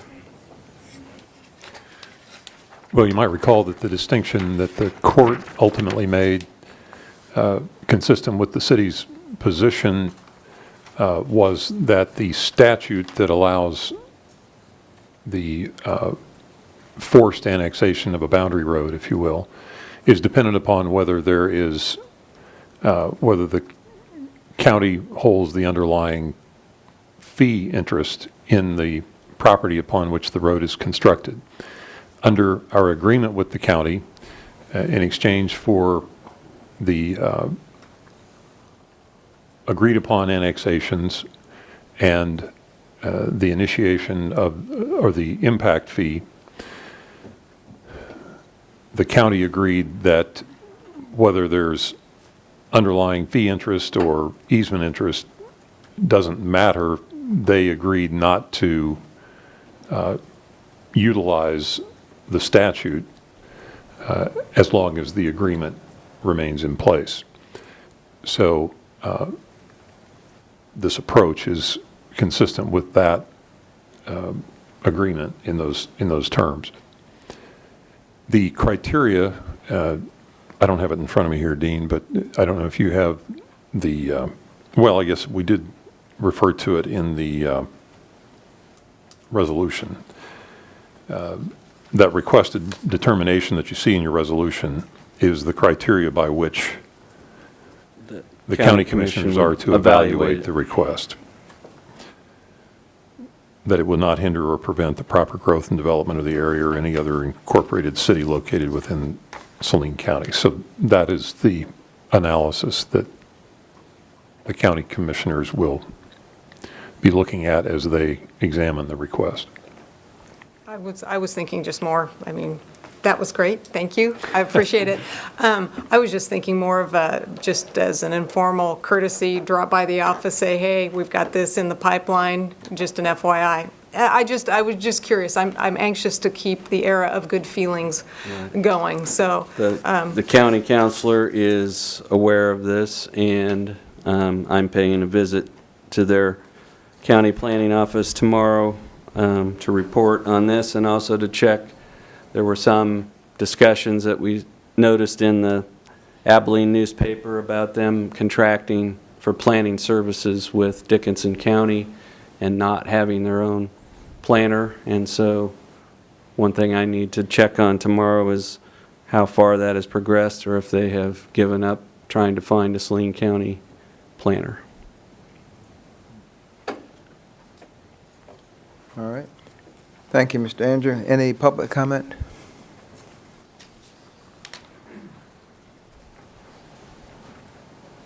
I'll keep this very brief. John Blanchard, 1117 State Street. In April, we get the 2018 population estimates. In May, for the county, in May, we get the city ones. I've said this numerous times before. When you want to ask questions about how do we get here, why didn't we see this coming? We've projected a 0.5% annual increase in population over 8 years. That should be a 4% increase since we started the main part of this in 2012. I don't know if you want to stop with the annexation or in the next spot, but at some point I think we need to have a realistic conversation about how much commitment bias do you really want to take on. $35 million is a lot. You've already projected 3.5% annual increases to people's water bills. That's if we grow at 0.5% annually. If we don't, I shudder to think what somebody's water bill is going to have to be to support that other one. So this may be an instance where we've done the taking and the annexation is necessary and so on. But I would hope that just maybe in the future we start to maybe look at what our actual growth rates are likely to be, because these are national trends. They're not up to us. We're not doing anything wrong to have our population decline. It's just trends that we have no control over. So I would just ask at some point if it's necessary to maybe just pump the brakes a little bit, then I'm sure for future water customers that their rates would be important to them. I think they'd appreciate that. Thanks. Excuse me, could I speak to that really quickly in terms of,